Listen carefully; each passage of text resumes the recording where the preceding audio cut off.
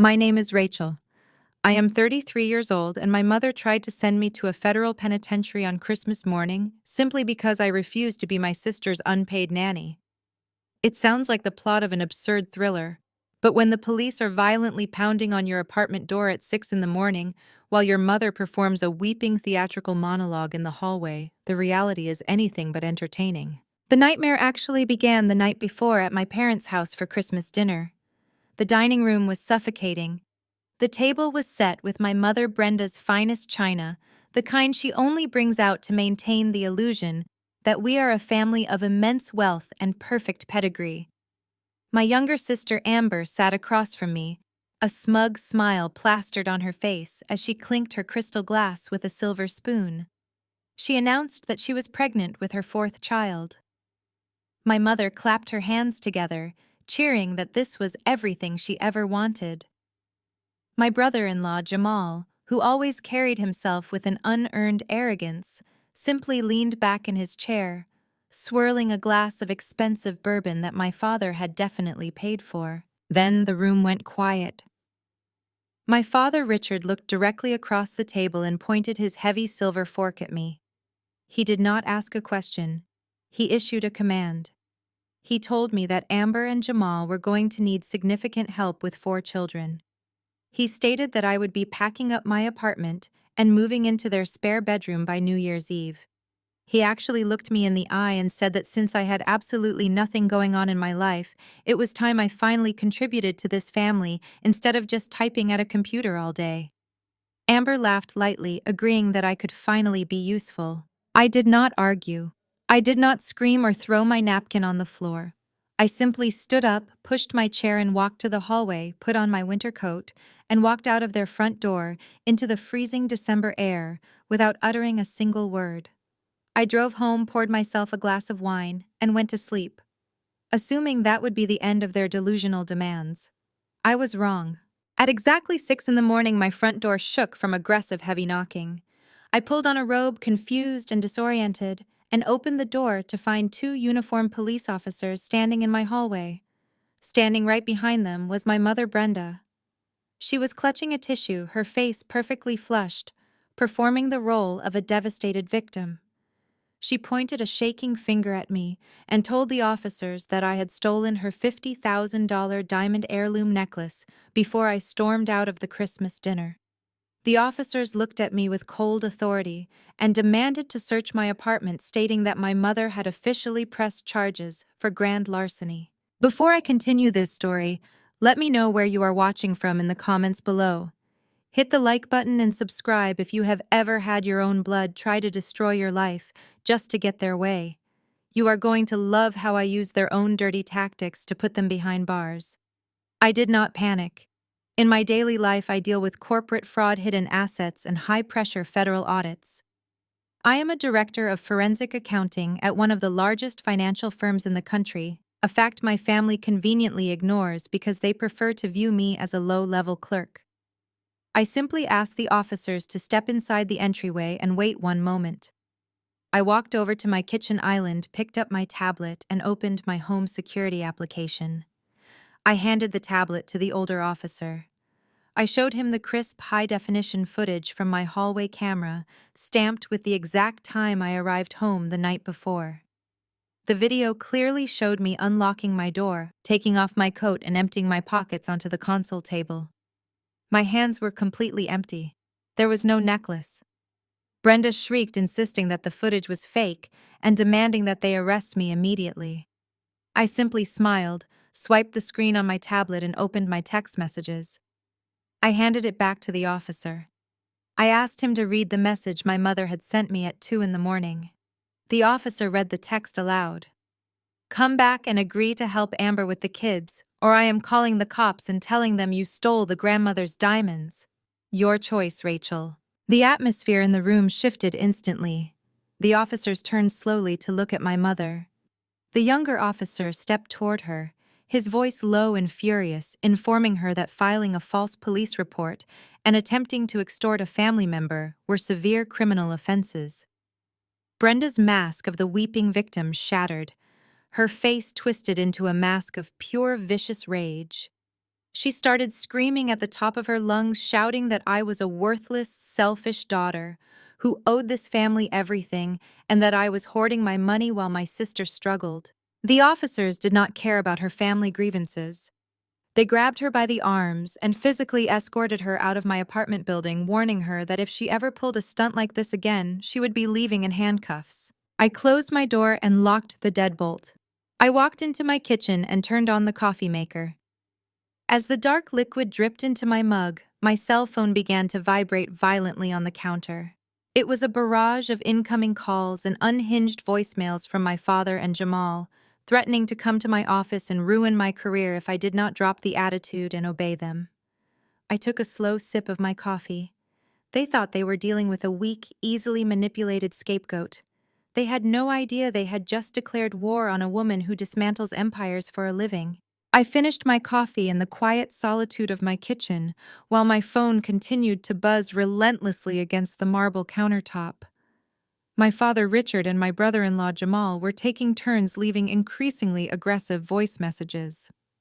Jamal sounded particularly unhinged, his voice echoing with that manufactured bravado he always used to intimidate people. He claimed I had stolen Amber's college fund, and that they were coming to my workplace to expose me to my boss. I listened to the recordings while securing my pearl earrings and slipping into my tailored charcoal suit. Jamal actually believed I was a data entry assistant on the third floor of some generic office building. He thought a public tantrum would cost me a minimum wage job and force me back to their house on my knees. I grabbed my briefcase and headed to the underground garage. I drove my luxury sedan through the morning traffic, feeling a profound sense of calm. For 33 years, I had kept my professional life entirely separate from my family. I never bragged about my promotions or my salary because any sign of financial success would have made me a target for their endless financial demands. They assumed my silence meant failure. Today, that assumption was going to backfire spectacularly. I arrived at the towering glass and steel skyscraper in the financial district that housed my firm. I swiped my executive badge, took the private elevator to the top floor, and settled into my corner office overlooking the city. I had a team of junior accountants waiting for my approval on a massive corporate audit, but I knew my morning was about to be interrupted. At exactly 9:15, my desk phone chimed. It was the head receptionist down in the main lobby. Her voice was tight with professional concern. She informed me that 3 individuals claiming to be my family were causing a massive disturbance by the security turnstiles. She said a young African-American man was shouting at the top of his lungs, claiming I had embezzled $200,000 from his pregnant wife. My father was backing him up, demanding to speak to my immediate supervisor. The receptionist asked if she should call the city police to remove them from the premises. I told her not to involve the police just yet. I instructed her to call executive security and tell them to meet me in the main lobby. I stepped out of my office, walking past rows of glass conference rooms where my colleagues were conducting morning meetings. I took the private executive elevator down to the ground floor. When the polished metal doors slid open, the noise hit me immediately. Jamal was pacing aggressively in front of the expansive marble reception desk, waving his arms and pointing his finger at the terrified receptionist. He was wearing a flashy designer suit that I knew he could not afford, trying desperately to project the image of a wealthy, successful investor. Amber stood right behind him, clutching her expensive handbag against her chest, trying to look like a fragile victim, while my father banged his fist on the counter, demanding to see the floor manager. Jamal turned around and saw me stepping out of the elevator. A triumphant, nasty smirk spread across his face. He actually clapped his hands together, walking toward me with an arrogant strut. He shouted across the crowded lobby, demanding that everyone look at the terrible sister who stole money from her own pregnant sibling. He pointed at my suit, laughing loudly, mocking me for dressing up like an executive when I was just a lowly clerk. He demanded I hand over my bank cards to repay the money I supposedly stole, or he would ensure Human Resources fired me before lunch. My father stepped forward, his face red with anger, trying to assert dominance. He told me I had embarrassed the family for the last time. He ordered me to pack up my desk, hand over my keys to Amber, and come home immediately to face consequences. They were so consumed by their delusion of power, they did not notice the three large men in dark suits stepping up behind me. The head of security, David, stepped past me and placed his massive frame in front of Jamal. The lobby fell completely silent. David looked down at Jamal with absolute authority. He asked me, "Director Rachel, would you like us to press trespassing charges against these individuals, or should we throw them out?" The words, Director Rachel, hung in the air. Jamal froze, his arrogant smirk melting off his face. Amber dropped her purse, eyes darting frantically between me and the security guards. My own father blinked rapidly, unable to process exactly what he had just heard. I held my father's gaze and answered David. I told him that I did not want to press charges today, but I absolutely wanted them escorted off the property immediately. Jamal tried to recover his shattered ego. He pointed a shaking finger, stammering that a fancy title did not change the fact that I stole from his family. I took a step closer to him. I looked him up and down with clinical precision. I told him that if he was going to pretend to be a high-rolling investment advisor, he should probably avoid wearing a counterfeit luxury watch with a misaligned bezel and a suit that still had the polyester blend tag visible on the inner cuff. I added that real wealth does not scream in the lobbies of corporate offices. Several of my colleagues who had stopped to watch the commotion openly chuckled. Jamal's face flushed a deep, humiliating purple. He opened his mouth to argue, but David and the other security guards stepped forward, placing their hands firmly on his shoulders. My father tried a different tactic. He lowered his voice, adopting that disappointed patriarchal tone he had used to control me my entire life. He told me that I was making a terrible mistake and that family was the only thing that mattered in the end. I replied that he had lost the right to use the word family the moment he let his wife try to send me to a federal prison over a fake stolen necklace. I turned my back on them and walked toward the elevators.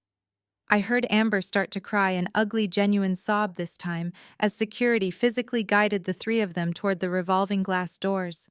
I stepped into the elevator, the steel doors sliding shut, cutting off the sound of my father demanding to speak to my boss one last time. I spent the rest of the day leading my team through a complex audit of a multinational supply chain. The adrenaline of the morning confrontation quickly faded into a state of laser-focused productivity. I left the office at 7 feeling lighter than I had in years, but the illusion of peace was brutally short-lived. When I arrived at my apartment building, a man in a beige trench coat was waiting in the lobby. He stepped in front of me, asked if I was Rachel, and shoved a thick manila envelope into my chest. He announced that I had been served. I took the elevator up to my penthouse, threw my keys on the counter, and tore open the envelope. I scanned the legal jargon, letting out a sharp, incredulous laugh. My parents and Jamal had pooled their resources to hire a bottom-feeding attorney. They were suing me for breach of verbal family contract, a legally absurd claim demanding $500,000 in damages. The petition claimed I had verbally promised to fund Amber's lifestyle and provide free childcare, and that my sudden refusal was causing them severe emotional and financial distress. They had even filed an emergency motion to freeze my bank accounts pending the trial. It was a desperate, scorched earth tactic meant to starve me into submission. My phone started vibrating again. This time it was not just my parents. It was my Aunt Carol, my Uncle Greg, and cousins I had not spoken to in years. The smear campaign had officially launched. My mother had clearly spent the entire afternoon calling every relative we had, weaving a tragic tale of how I had suddenly turned cruel, stolen money and abandoned my pregnant sister. The voicemails were toxic and vicious. My uncle called me a disgrace to the family name. My aunt left a weeping message asking how I could be so heartless to the people who raised me. I did not delete the messages. I saved every single one of them to a secure cloud folder. They were going to be very useful later. I carried the lawsuit documents over to my home office. I turned on my massive curved monitors and poured myself a glass of sparkling water. I was not angry anymore. I was in my element. As a forensic accountant, I dismantle financial lies for a living. When you file a civil lawsuit claiming financial damages, the discovery process goes both ways. Because my father had filed the suit under his hardware business name, claiming my actions had damaged his corporate standing, his lawyer had been required to attach his company's preliminary financial disclosures. It was a fatal mistake. They had handed a loaded gun to an expert marksman. I cracked my knuckles and opened the financial statements. It took me less than 20 minutes to dive in and find the very first massive discrepancy. The numbers on the screen told a story of utter financial ruin. My father had always boasted about his successful hardware business, using it to justify his tyrannical control over our family. But his profit and loss statements were a graveyard of bad decisions. For the last 3 years, the business had been hemorrhaging cash.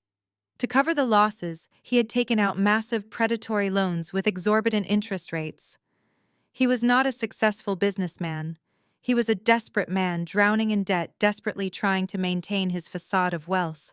I opened a secure database and cross-referenced his corporate filings with public county property records. What I found made me pause.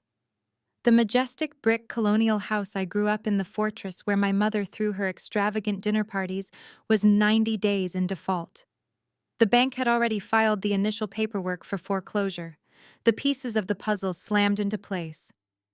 Amber was not demanding I become her nanny just because she was lazy. She and Jamal were completely broke. They were planning to move back into my parents' house to save themselves, but they had no idea my parents were also on the brink of losing everything. They were all sinking on the same ship, and they had tried to chain me to the mast. I shifted my focus to Jamal. He loved to brag on social media about his cryptocurrency portfolios and real estate investments. I ran a skip trace on his name and pulled the registration documents for his limited liability companies. His corporate structure was nothing but a fragile house of cards consisting of empty shell companies. I traced the public wallet addresses he had carelessly posted online. He had lost hundreds of thousands of dollars in a series of disastrous high-risk cryptocurrency trades. But the truly damning evidence was not what he lost. It was where he got the capital in the first place. I went back to my father's business accounts and ran a forensic trace on outgoing wire transfers. There it was. Over the span of 18 months, my father had authorized a series of large, unexplained transfers to an obscure vendor account. I tracked the routing numbers. The vendor account belonged to Jamal. My brother-in-law had not just made bad investments. He had embezzled $300,000 from my father's failing business under the guise of corporate consulting fees. Jamal had stolen the last of my parents' money, and they were too financially illiterate to realize he was the one who pushed them into bankruptcy. But Jamal had not lost all of it in the crypto market. There was a remaining $50,000 that had been funneled into a separate private account. I subpoenaed the transaction history using an expedited legal request through my firm's investigative division. The money was paying for a luxury high-rise apartment lease downtown. I pulled the lease agreement. It was signed by Jamal, but the registered occupant was a 22-year-old fitness influencer. While my sister was pregnant with his fourth child, Jamal was using stolen family money to fund a lavish lifestyle for his mistress. I sat back in my chair, staring at the glowing monitors. They had sued me for $500,000 to save themselves, but all they had done was hand me the keys to their destruction. I could have simply handed this information to my lawyer and had the lawsuit dismissed with prejudice. But that was not enough. They had tried to destroy my career and throw me in jail. I wanted total, absolute control over the consequences. I picked up my phone and dialed the direct line to the commercial debt restructuring department of the bank holding my parents' toxic mortgage. I knew the vice president of the department from a previous corporate merger I had audited. I made him a very simple, highly lucrative offer. Banks hate the lengthy, expensive legal process of foreclosing on residential properties. I offered to purchase the distressed mortgage note through my own private investment firm for 70 cents on the dollar, paying entirely in cash. The paperwork was drawn up and expedited within 48 hours. I signed the documents under an ironclad non-disclosure agreement, transferring the funds from my corporate bonus accounts. The transaction was clean, legal, and absolute. The bank got a toxic asset off their books, and I got exactly what I wanted. I did not just have the evidence to send Jamal to federal prison. I was now the legal owner of my parents' debt. I was their bank. I owned the roof over their heads, and I was ready to collect. I was ready to collect. But before I could legally execute the foreclosure, my family decided to make one last miscalculation. Their frivolous emergency motion to freeze my bank accounts had been swiftly thrown out by a judge earlier that morning. Panicked and desperate for cash to fund their failing lifestyles, they decided to escalate their intimidation tactics. Later that same afternoon, my desk phone chimed. It was the head receptionist down in the main lobby of our financial headquarters. Her voice was steady, but I could hear shouting in the background. She informed me that 3 individuals claiming to be my family had bypassed the visitor queue and were causing a massive disturbance by the security turnstiles. Because of the aggressive nature of the intrusion, the receptionist did not call the city police. She followed the protocol for high-risk corporate threats and called executive security. I instructed her to keep them contained near the front desk and told her I would be right down.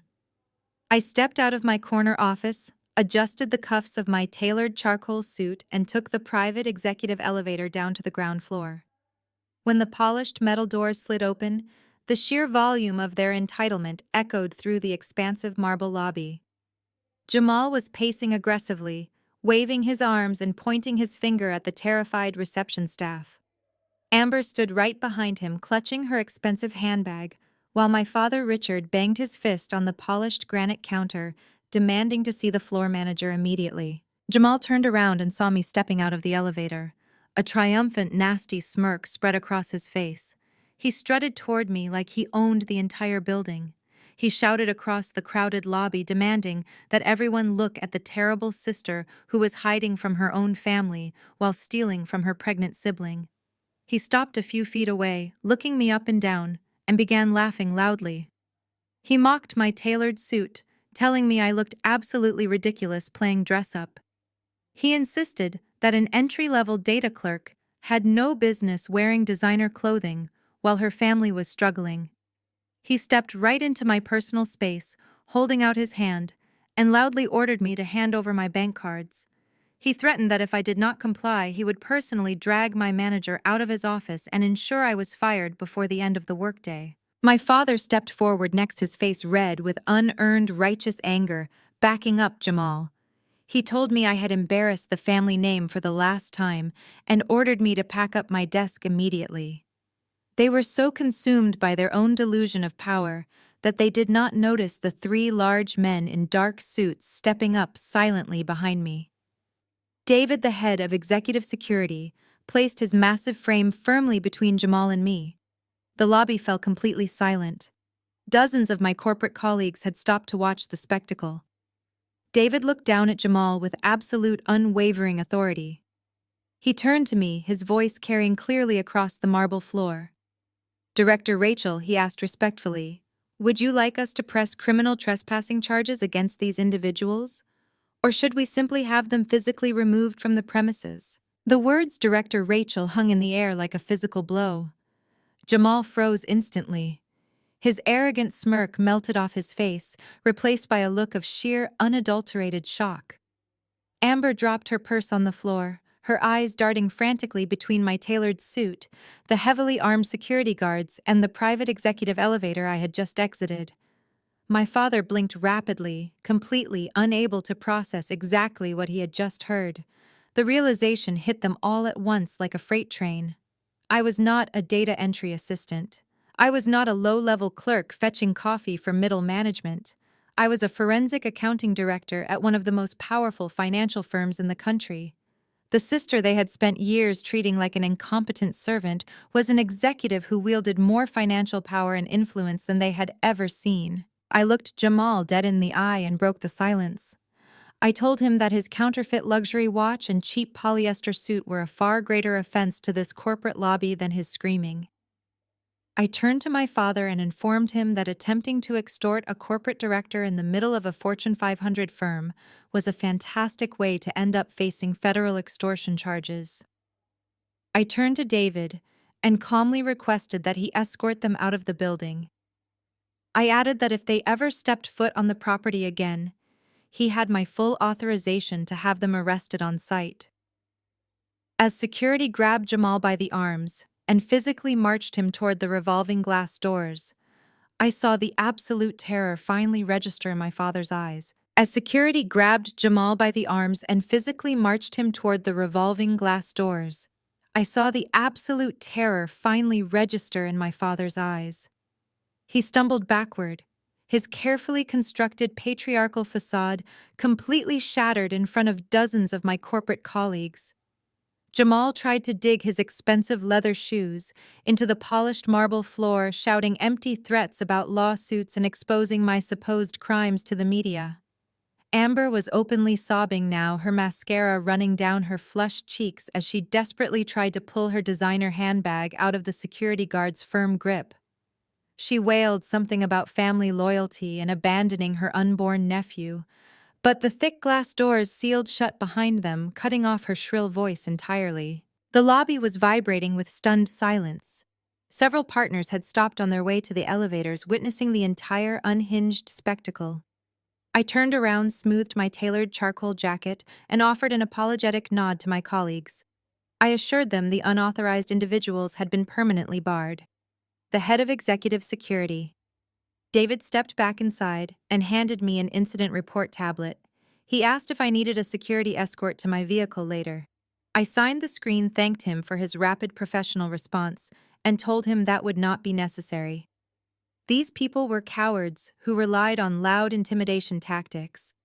Now that their primary weapon was neutralized, they would retreat to figure out a new angle of attack. I stepped back into the elevator and rode up to my corner office.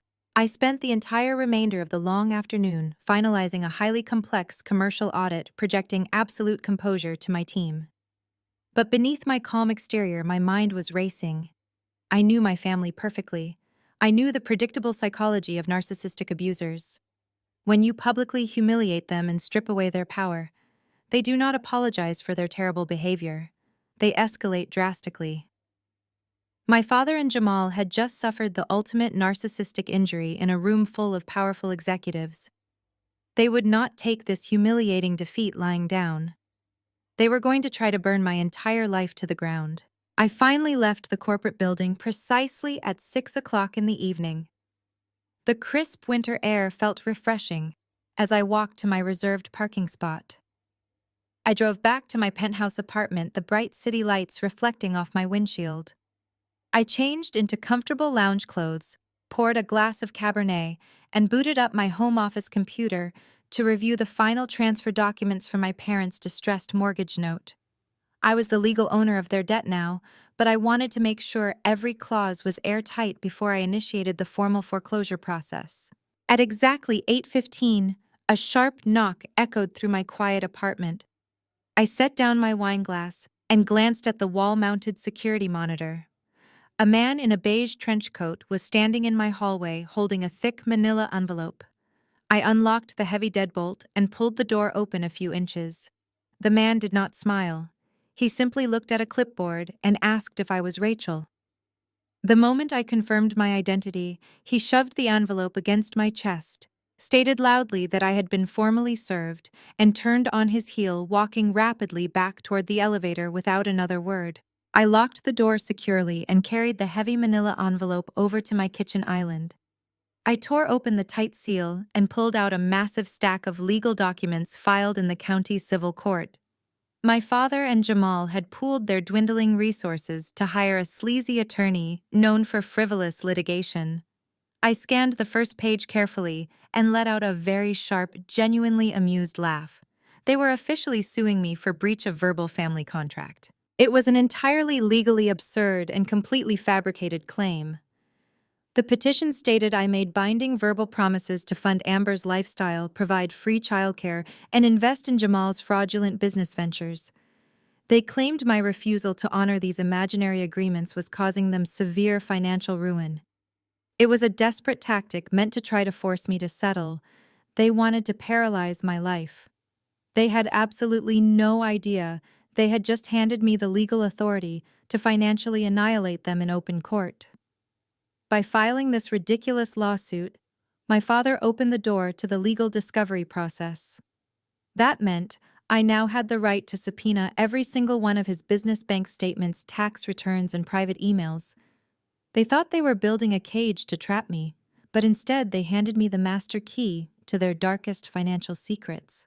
The very next morning, the synchronized smear campaign officially escalated. My phone screen lit up relentlessly, displaying a barrage of notifications from relatives I had not spoken to in over a decade. My mother had clearly spent her evening weeping on the phone to every aunt, uncle, and second cousin in our extended family tree, spinning a wildly fabricated narrative. According to her tearful performance, I was a wealthy, heartless monster who had maliciously stolen my pregnant sister's college fund and abandoned my family in their hour of greatest need. I listened to a voicemail from Aunt Carol, her voice trembling with manufactured outrage, as she accused me of turning my back on the people who gave me everything. A text message from my older cousin followed immediately after calling me a pathetic corporate sellout. I did not reply to a single message. I did not bother to block their phone numbers. I simply forwarded every vicious voicemail, threatening text, and unhinged email into a secure encrypted cloud server. In my line of work, you never interrupt an adversary while they are meticulously documenting their own harassment. I decided to let them scream into the endless void. Their emotional manipulation was completely useless against someone who only deals in verifiable data. I made a fresh double espresso, walked into my home office, and securely locked the door. I sat down at my custom workstation, waking up my three 32-inch curved monitors. The soft blue light illuminated the dark room. I placed the thick manila envelope containing my father's frivolous lawsuit on the glass desk. The legal threats regarding my supposed verbal contract breach were entirely irrelevant. The true treasure was buried in the appendix. Because my father claimed my actions directly caused severe financial damages to his enterprise, his incompetent lawyer was legally obligated to attach the company's preliminary financial disclosures to justify the $500,000 demand. They had voluntarily handed a senior forensic accountant the complete, unredacted financial records of their private business. It was an act of staggering arrogance and profound stupidity. I slid the documents through my high-speed desktop scanner, digitizing all 500 pages into a secure optical character recognition database. Within minutes, the raw data populated across my screens in a series of highly detailed spreadsheets. I cracked my knuckles, took a sip of espresso, and began the counter-investigation. To the untrained eye, a profit and loss statement is just a boring collection of revenues and expenses. To a forensic auditor, it is a living, breathing confession. Numbers do not possess the capacity to lie, but the people who enter them leave unmistakable fingerprints when they try to hide the truth. I started with the balance sheets from the past 36 months. My father always projected the image of a titan of local industry bragging at Thanksgiving about massive profit margins. But the moment I ran a basic liquidity ratio analysis, that facade instantly crumbled. I pulled up the accounts receivable ledger on my left monitor and cross-referenced it with the cash flow statements on my right monitor. The discrepancy was glaring and immediate. He was booking massive amounts of projected revenue to artificially inflate his company's value, but the actual cash was never hitting the bank accounts. It was phantom income, a classic accounting trick used by desperate business owners to secure fraudulent lines of credit. I dug deeper into the accounts payable, running a script to highlight recurring payments to unverified vendors. My screens lit up with red flags. My father was bleeding capital. I analyzed his operating expenses, noticing a terrifying spike in high-yield short-term debt obligations. He had taken out multiple predatory loans from secondary financial institutions that charge exorbitant interest rates to businesses on the verge of total collapse.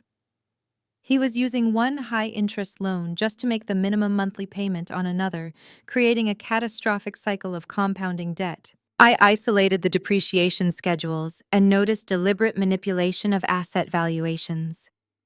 He had overvalued his commercial inventory by nearly 400%, likely to use it as collateral for those predatory loans.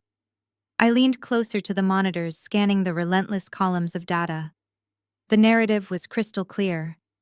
My father was not a successful entrepreneur victimized by a cruel daughter. He was the architect of a spectacular financial implosion. His company was functionally insolvent, a hollow shell propped up by financial fraud and desperate borrowing. But the forensic data revealed something even darker than simple bankruptcy.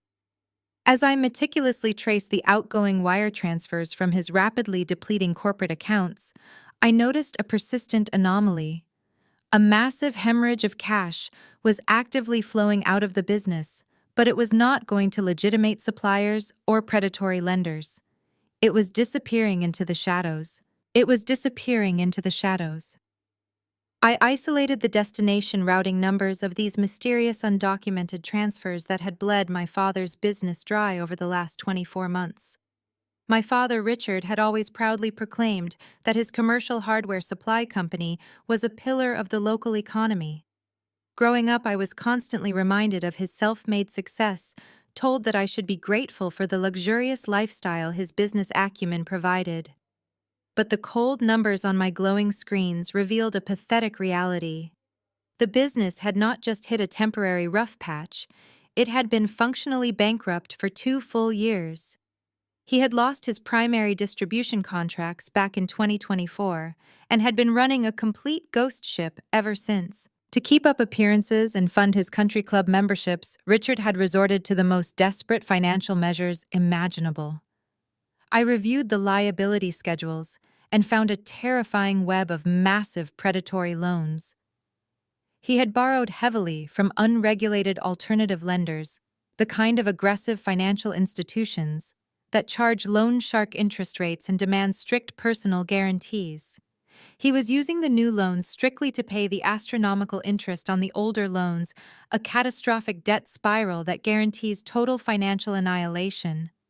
He had hidden all of this from the family, masking his massive failure behind arrogant demands for absolute respect and obedience.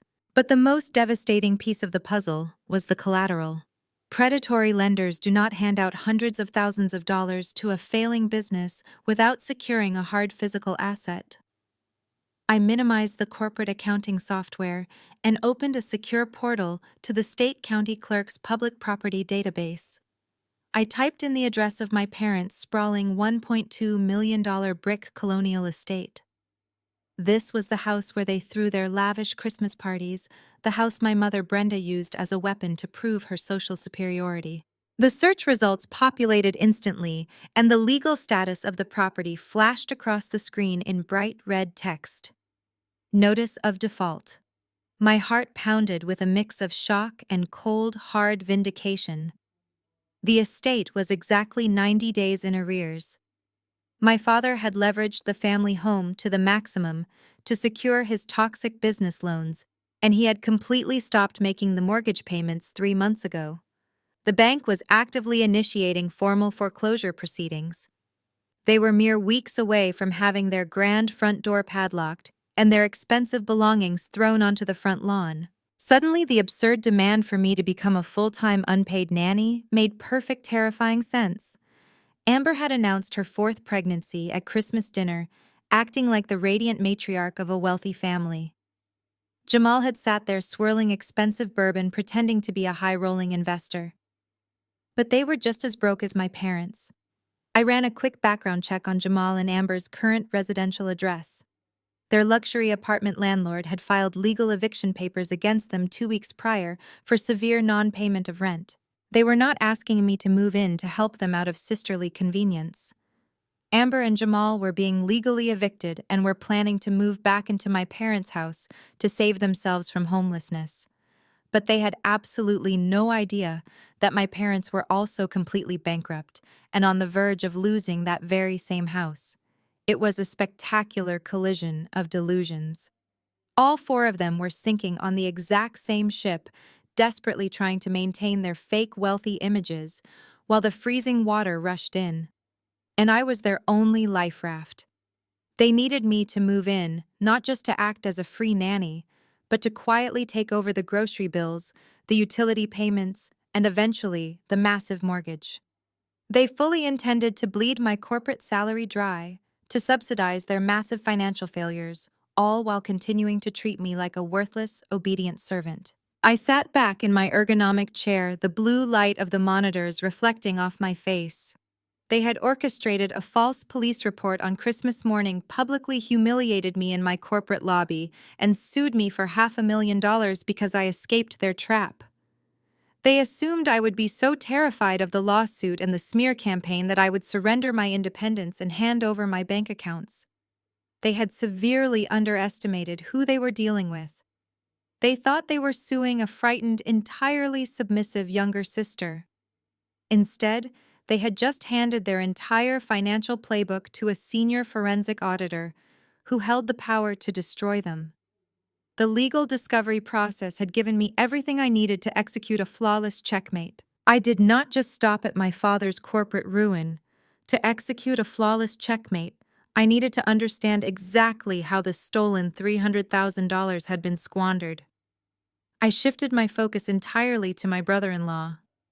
Jamal had always been the loudest person in the room, constantly boasting about his financial acumen at every family gathering. If you looked at his public social media profiles, you would think he was a Wall Street prodigy. He referred to himself as an elite investment advisor and a digital asset wealth manager. His feed was a relentless parade of leased luxury cars, expensive steakhouse dinners, and motivational quotes about grinding for success. He had even linked a professional-looking website in his bio, funneling his gullible followers to a supposedly exclusive investment group that promised massive monthly returns. It was a perfectly curated digital illusion designed to mask a pathetic reality. I opened a new set of forensic tracing tools and pulled the registration data for the limited liability companies listed on his website. When you know where to look, piercing the corporate veil of an amateur fraudster is remarkably easy. Jamal had registered 3 different corporate entities in the state of Delaware, a classic move for individuals trying to hide their ownership structure from public scrutiny. But he was incredibly lazy and sloppy. He used the exact same registered agent for all 3 shell companies and linked them back to a single virtual mailbox address in a cheap suburban strip mall. I accessed the state tax franchise board records and pulled the annual filings for each business. None of these companies produced any legitimate consumer products, managed any real physical assets, or offered genuine services to the public. They were entirely empty vessels, created solely to receive the funds he was systematically siphoning from my father's failing hardware business. With the corporate structure completely mapped out, I needed to find where the cash went after it hit those shell accounts. Jamal claimed to be a genius day trader, so I looked for digital exchange accounts. Traditional banks have strict anti-money laundering protocols, which make moving large sums of embezzled cash difficult without triggering federal alerts. So Jamal did what most amateur scammers do when they need to launder funds. He moved the money into unregulated cryptocurrency exchanges. Using the wire transfer receipts from my father's profit and loss statements, I identified the exact dates and amounts of the cash outflows. I then ran a cross-network analysis on major blockchain ledgers, searching for corresponding deposit patterns.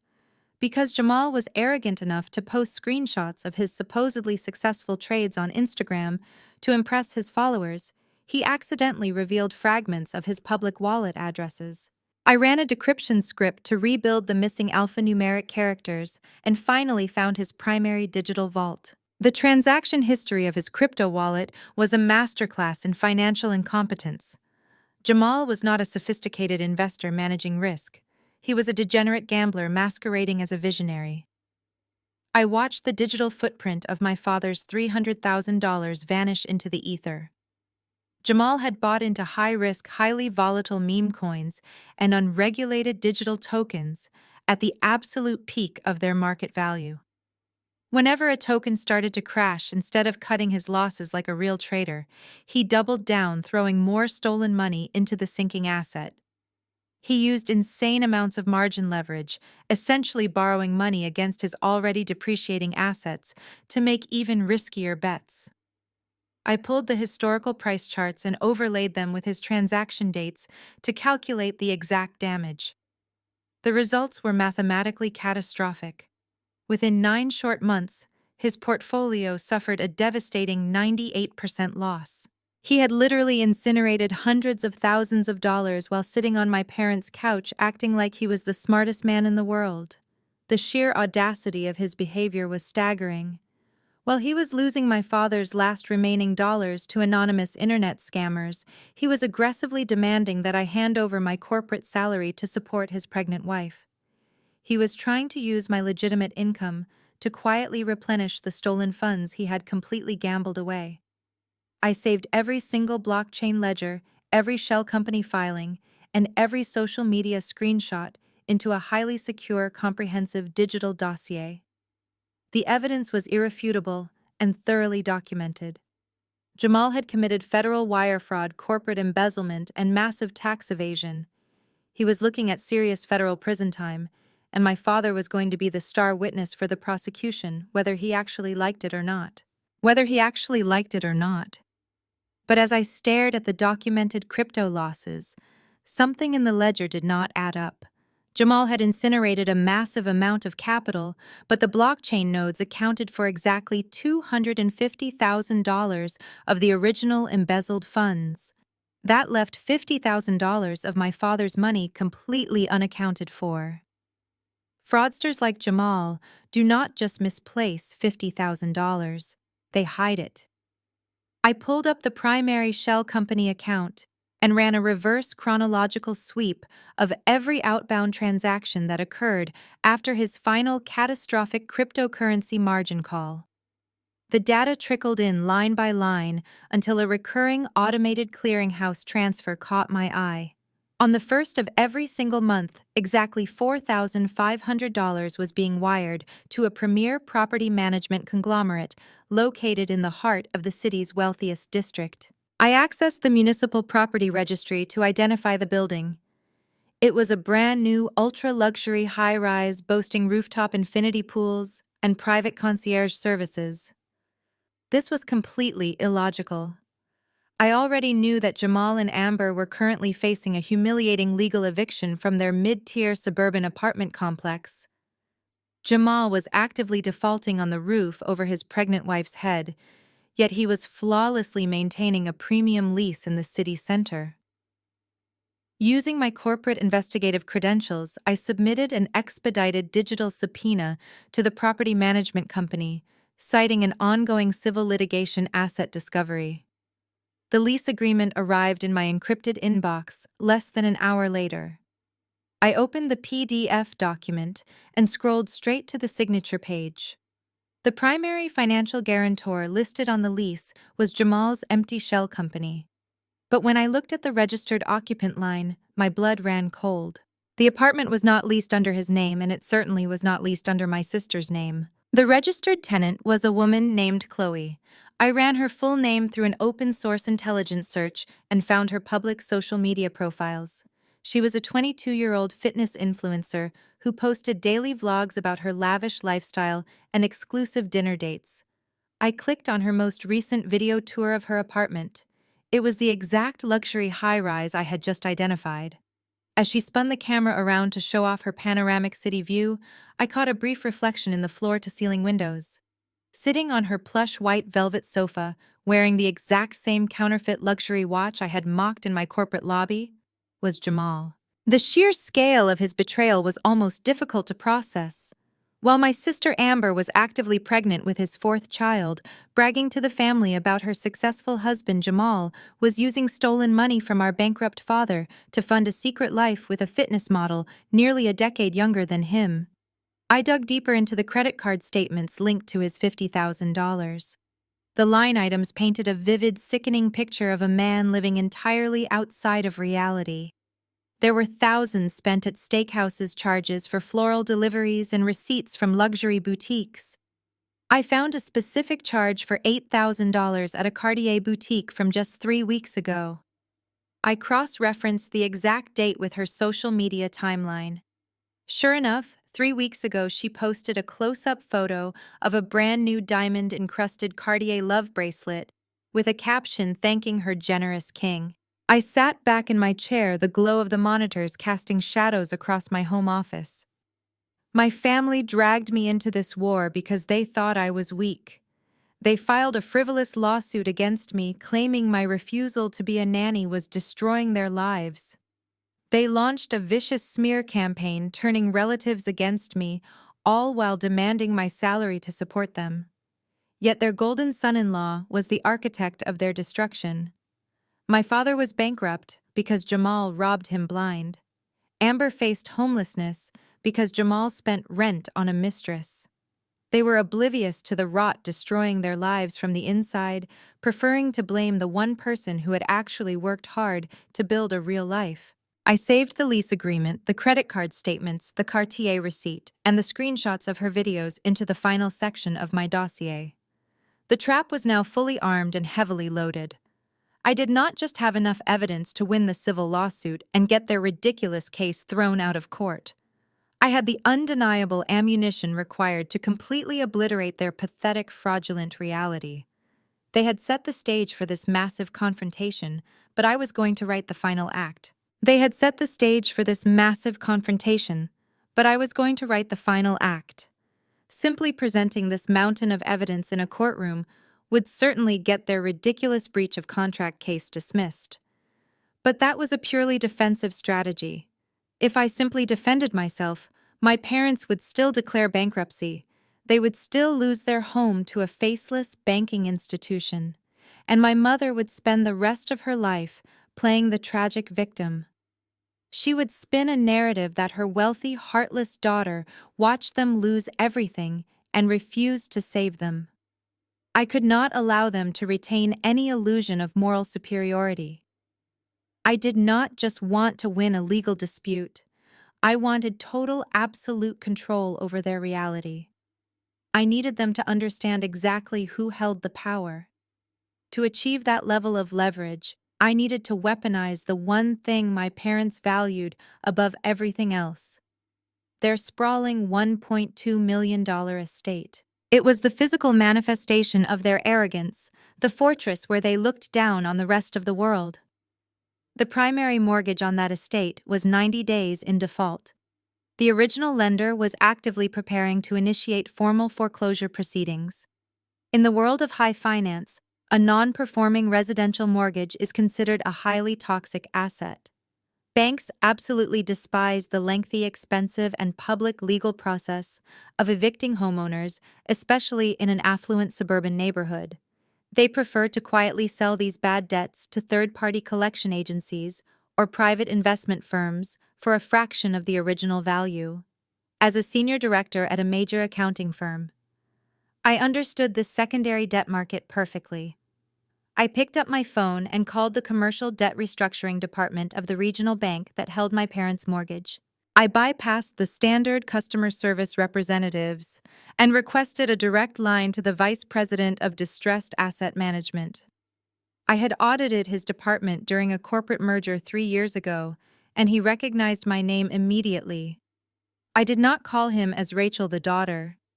I called him as the sole managing director of a private wealth management limited liability company. I made him a very simple, highly aggressive offer. I proposed to purchase the entire distressed mortgage note on my parents' estate.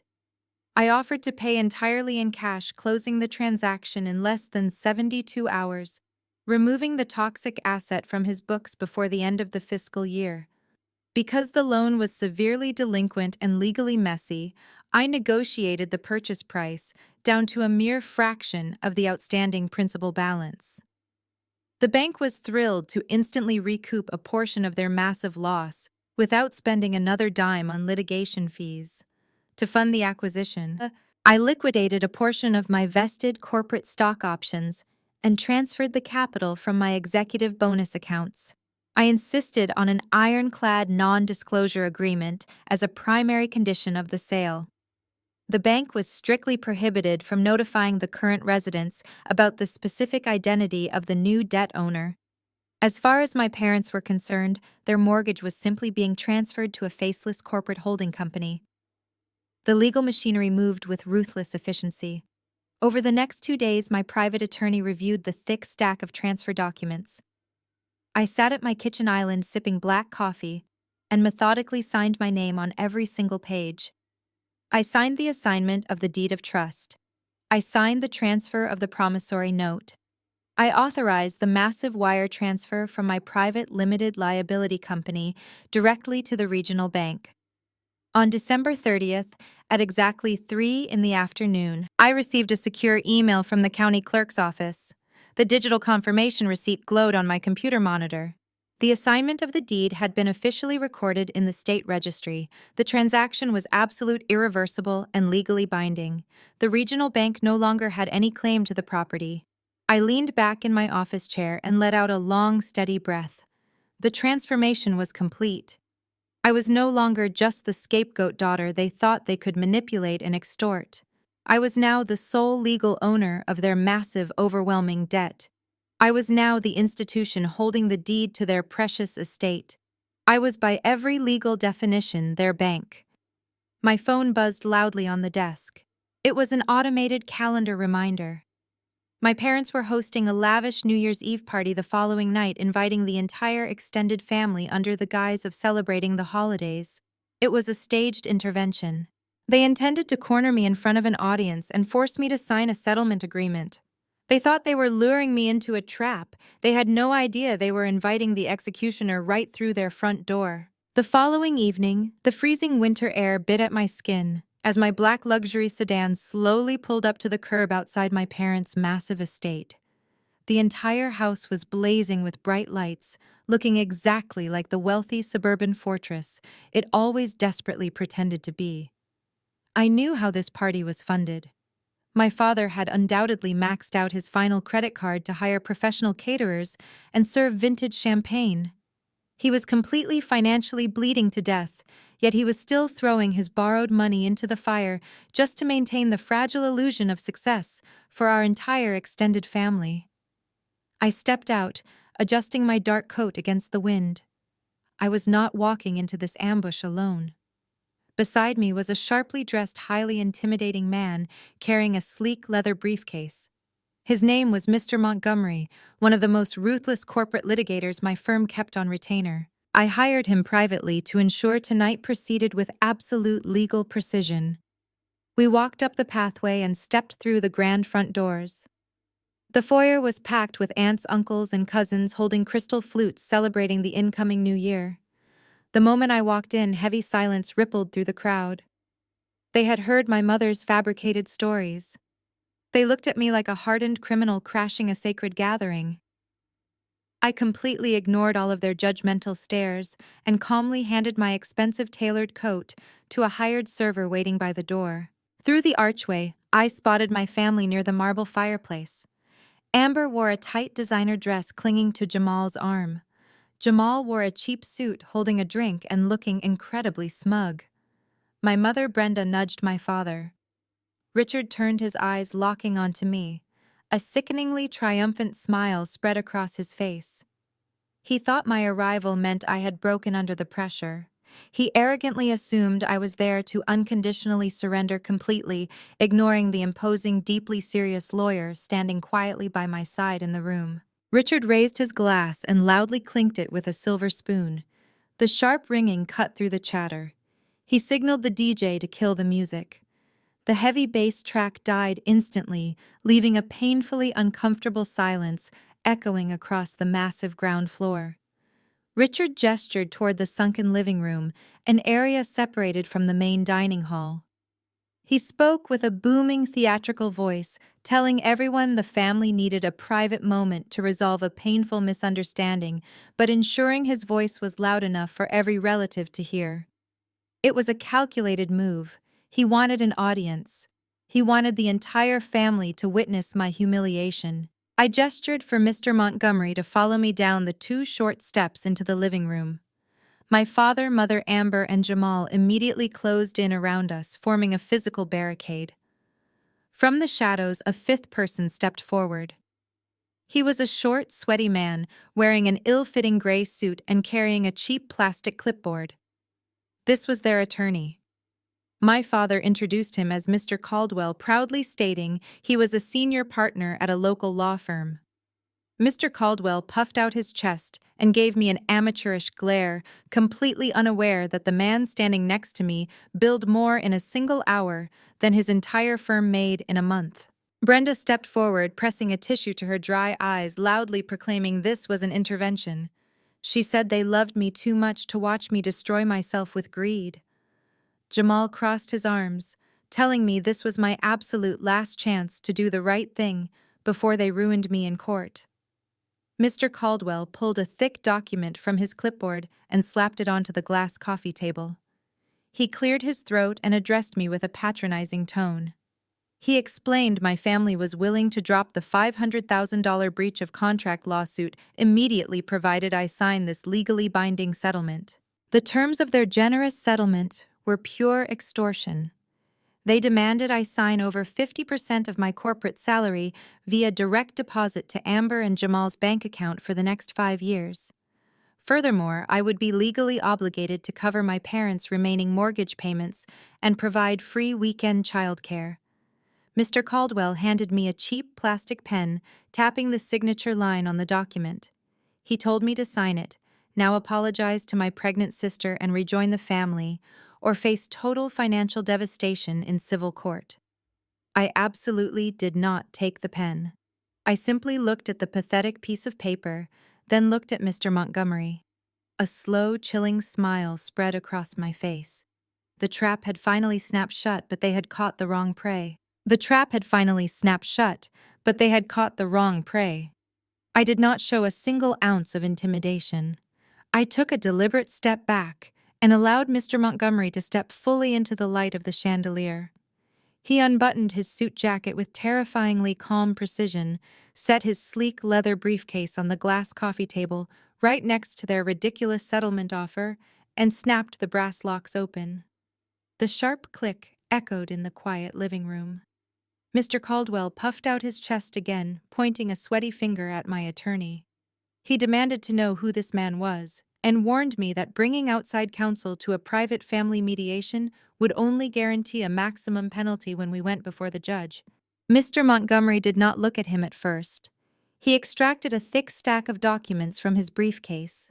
When he finally locked eyes with Mr. Caldwell, the temperature in the room seemed to drop 10 degrees. He introduced himself as a senior litigation partner at one of the most ruthless corporate law firms. The color rapidly drained from Mr. Caldwell's face. He recognized the firm name immediately. He knew he was standing in front of a legal apex predator. Mr. Montgomery picked up the settlement document, glanced at it briefly, and dropped it back onto the table like it was contaminated. He addressed Mr. Caldwell with a voice as smooth as glass. He asked him if he was the primary attorney of record who filed the breach of contract petition on behalf of Richard. Mr. Caldwell swallowed hard, adjusting his cheap tie, and confirmed that he was. Mr. Montgomery then asked if Mr.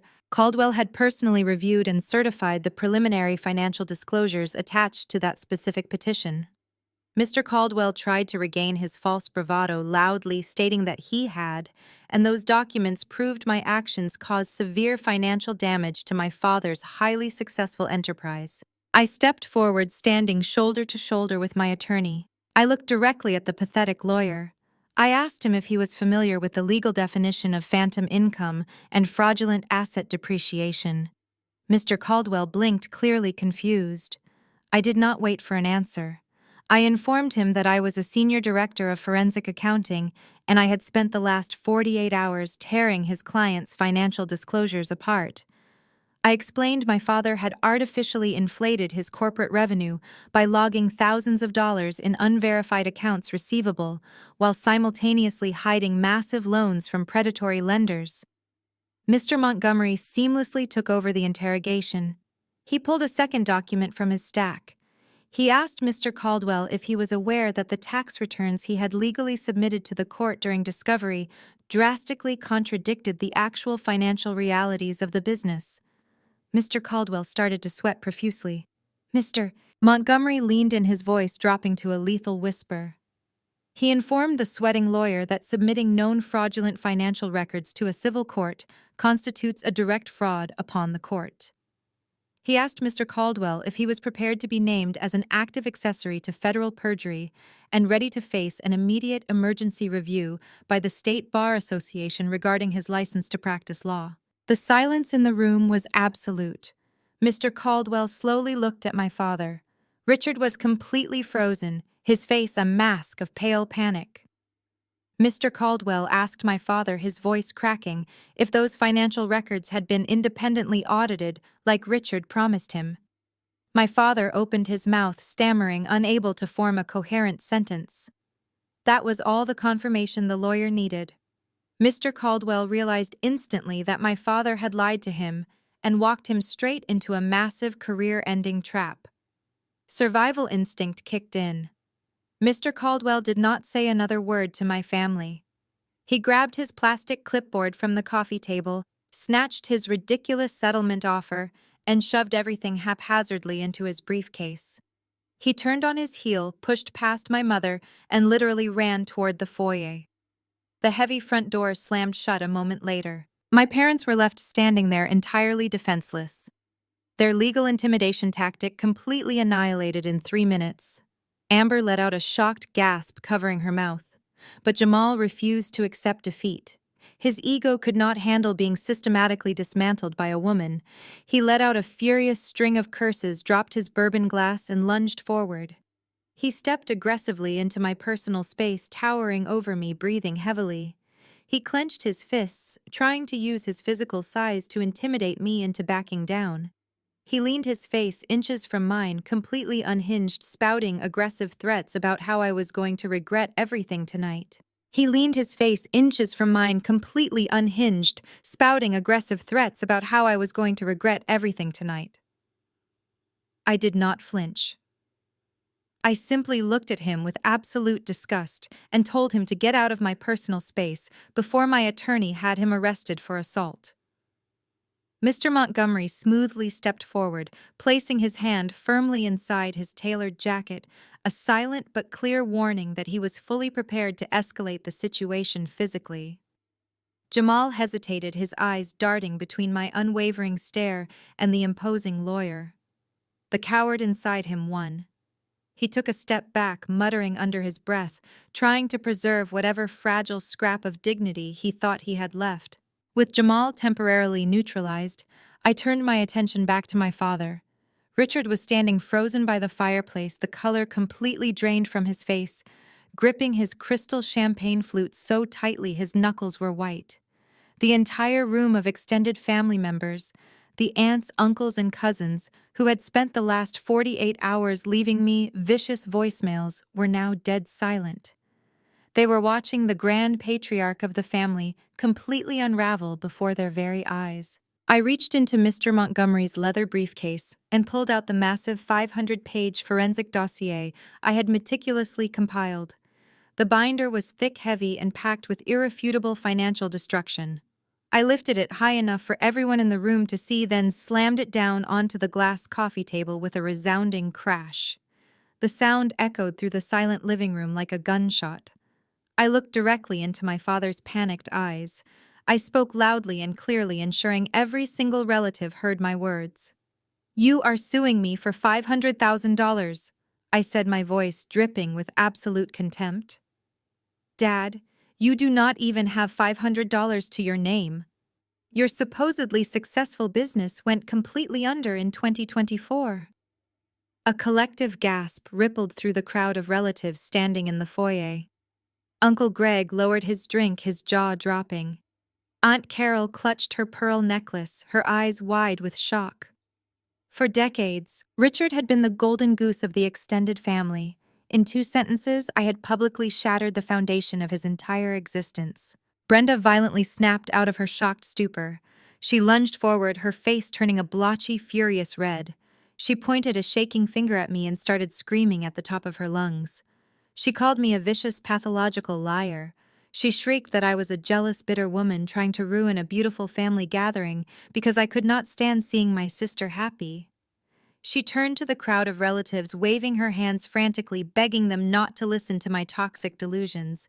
She insisted that Richard's business was thriving and that I was simply having a mental breakdown. I let her scream until she ran out of breath.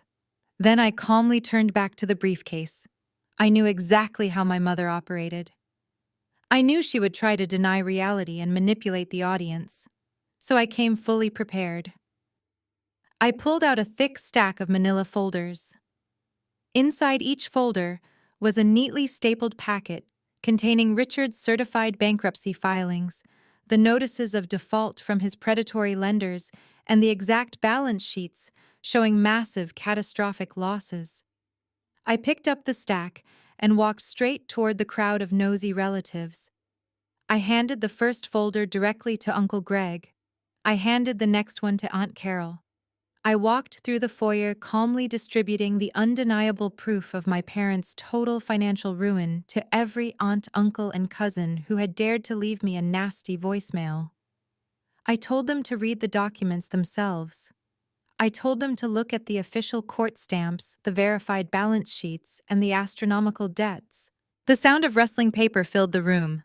Uncle Greg adjusted his reading glasses, scanning the first page. His eyes widened in absolute horror. He looked up at my father, his voice barely a whisper, asking Richard if this was true. He asked how Richard could owe $2 million to unregulated loan sharks. Aunt Carol started crying, realizing she had lent my parents $10,000 just last month, under the guise of an inventory investment. The grand estate was nothing but a hollow shell. Brenda collapsed onto the sofa, sobbing hysterically into her hands. My father stood there thoroughly destroyed, staring blankly at the floor. But the execution was not over. I turned my attention toward my sister and her arrogant husband. It was time to deal with Jamal. I walked slowly across the living room carpet, stopping just a few feet away from where my sister stood, clutching his arm. Amber was staring at our father in disbelief, completely unaware that the financial hurricane was about to violently pivot directly toward her own marriage. I looked at her perfectly styled hair and her expensive designer maternity dress. I spoke clearly, addressing her directly. I told her that she was rushing to have a fourth child to lock down a man she believed was a financial genius. I told her that she thought she was securing her future, but her husband was the exact reason her future was completely collapsing. Jamal scoffed loudly, puffing out his chest again, but his eyes darting toward Mr. Montgomery betrayed his rising panic. He told Amber not to listen to me, claiming I was just jealous of their perfect family. I did not raise my voice. I simply reached back into the leather briefcase and extracted a bright red folder. I opened it and pulled out the high-resolution flowcharts I had custom designed to track his massive money laundering operation. I held the charts up for Amber and the rest of the silent room to see. I explained that while my father was desperately taking out predatory loans to keep his hardware business afloat, Jamal was systematically siphoning the last remaining drops of capital out of the corporate accounts. I pointed to the thick black lines connecting Richard's business routing numbers directly to Jamal's 3 empty shell companies registered in Delaware. Amber blinked rapidly, shaking her head, looking up at Jamal for reassurance. She whispered that Jamal was a legitimate investment advisor. I laughed, a sharp, humorless sound that echoed in the quiet room. I told her that her husband was not an investment advisor. He was a degenerate gambler masquerading as a visionary. I pulled out the blockchain ledger printouts and handed them directly to Amber. I explained exactly how Jamal had taken $300,000 of my father's stolen money and funneled it directly into unregulated cryptocurrency exchanges. I detailed his catastrophic margin calls, his desperate bets on worthless digital tokens, and his staggering 98% total portfolio loss within 9 short months. The color entirely drained from Amber's face. She looked at the papers in her trembling hands, seeing the undeniable mathematical proof that her husband had incinerated their safety net. Jamal started sweating profusely. Drops of moisture beaded on his forehead, reflecting the chandelier light. He began stuttering, his carefully curated swagger completely evaporating. He held his hands up defensively, desperately addressing the room of staring relatives. He tried to spin a narrative claiming the crypto market was unpredictable and that an unprecedented economic downturn had wiped out his brilliant portfolio. When nobody in the room offered him a shred of sympathy, he panicked and pivoted to his ultimate defense mechanism. He played the race card. He raised his voice, pointing an accusatory finger at me and the rest of the family members in the room. He shouted that the traditional financial system was inherently rigged against a black man trying to build generational wealth. He claimed I was deliberately targeting him because I could not stand seeing a young African American entrepreneur succeed where my aging white father had failed. He insisted that taking the money was not stealing, but an aggressive wealth transfer strategy meant to benefit the entire family in the long run. I let him dig his grave. I let him shout his empty, desperate excuses until his voice literally cracked under the pressure. Then I cut him off with a single, devastating sentence. I told him that forensic accounting does not possess a race, a gender, or an emotional bias. I told him that math is the ultimate equalizer, and the math proved he was nothing more than a common thief. I stepped closer to him, forcing him to look me directly in the eyes. I acknowledged his claim about the volatile cryptocurrency market. I conceded that the blockchain ledgers accounted for exactly $250,000 of his catastrophic trading losses. Jamal nodded frantically, desperately trying to latch onto that minor concession, claiming he was just trying to win the money back for the family. But I did not let him breathe. I asked him a very simple, razor-sharp question. I asked him where the remaining $50,000 went. The room fell so silent you could hear the winter wind howling against the living room windows. Jamal's eyes widened in absolute primal terror. He swallowed hard, completely unable to form a single word. He took a terrified step backward. He knew the cryptocurrency scam was not his only secret. I watched the realization dawn on him. He knew exactly what was coming next, and he was entirely powerless to stop it. I did not break eye contact with him as I reached into the breast pocket of my tailored suit jacket and pulled out my smartphone. I tapped the screen, navigating to a secure, encrypted audio file. I spoke loudly, ensuring the crowd of shocked relatives hanging on to my every word could hear the context. I explained that when I found an unexplained $8,000 charge at a high-end Cartier boutique on his credit card statement, I did not simply guess what he had purchased. As a forensic director, I do not rely on assumptions.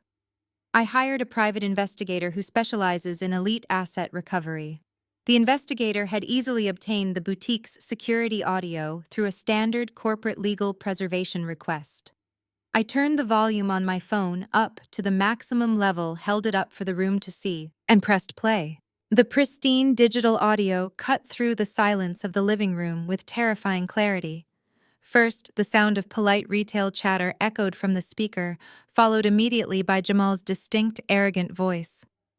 He was talking to a sales associate, his tone dripping with manufactured wealth and absolute entitlement. The associate cheerfully asked if the diamond-encrusted love bracelet was an anniversary gift for his pregnant wife. Jamal laughed on the recording. It was a sleazy, deeply dismissive sound that made several aunts in the room physically gasp. He told the associate that his wife was at home, huge, hormonal, and completely oblivious. He stated clearly that the bracelet was for his girlfriend, a 22-year-old named Chloe, to celebrate their 6-month anniversary. The associate politely asked if he wanted the extravagant item gift wrapped. Jamal replied yes and added a specific instruction. He demanded that the receipt be emailed to a private, encrypted address so his clueless family would not accidentally find out. I pressed pause. The silence that followed was so profound, it felt like all the oxygen had been instantly vacuumed out of the grand estate. The recording was irrefutable. It was not a piece of paper that could be disputed or a financial chart that could be misinterpreted.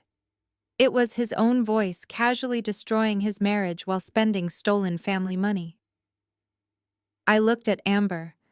She was standing absolutely rigid, her eyes wide and unblinking, staring at the smartphone in my hand as if it were a venomous snake. The mathematical reality of the timeline crashed over her in real time. 6 months. Jamal had been seeing a 22-year-old fitness influencer for half a year. He had taken the last of our bankrupt father's failing business capital to buy a mistress luxury jewelry, while Amber was actively carrying his 4th child and facing a humiliating legal eviction. Jamal held his hands up, his palms facing outward, his mouth opening and closing like a suffocating fish. The arrogant swagger he had carried into the room was completely gone, replaced by pure, pathetic desperation. He took a hesitant step toward Amber, whispering her name, begging her to let him explain. He frantically claimed the audio was a deep fake, a fabricated digital lie I had maliciously created to destroy their perfect marriage. Amber did not let him finish his desperate sentence. Something deep inside her completely snapped. The illusion of her golden life shattered into a million irreparable pieces. A primal, guttural scream ripped from her throat, a sound of agony and rage. She did not just slap him. She raised her crystal champagne flute and hurled it directly at his head with blinding speed. Jamal shrieked and ducked just in time. The heavy crystal smashed against the marble fireplace right behind him, exploding into 1,000 glittering shards that rained down onto the expensive Persian rug. Amber lunged forward like a wild animal. Her manicured hands curled into tight fists, and she threw herself violently at her husband. She struck his chest, his shoulders, and his face, screaming uncontrollably about the baby, the eviction, the stolen money, and the ultimate humiliating betrayal. Jamal stumbled backward over the coffee table, raising his arms frantically to shield his face, shouting for my father to get her off him. He looked incredibly pathetic, a cowardly fraud cowering away from his pregnant wife in front of his entire extended family. My mother screamed in horror. Uncle Greg rushed forward, grabbing Amber by the waist, physically dragging her away as she thrashed. She screamed at the man she had flaunted minutes ago. The perfect golden family image was dead, completely destroyed in front of a live audience. The perfect golden family image was dead, completely destroyed in front of a live audience. My father could not handle the absolute destruction of his carefully curated reality. Richard watched his golden daughter physically assault his fraudulent son-in-law, while the extended family stood paralyzed in absolute shock.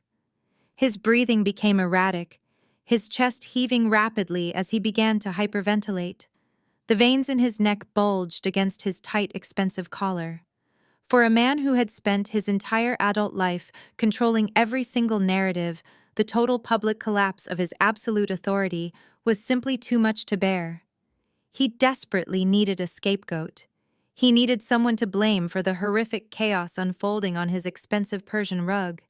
He turned his wild, desperate eyes toward me. He marched aggressively across the room, stepping carelessly over the shattered crystal from Amber's thrown champagne flute, his face contorted into a terrifying mask of pure, unadulterated hatred.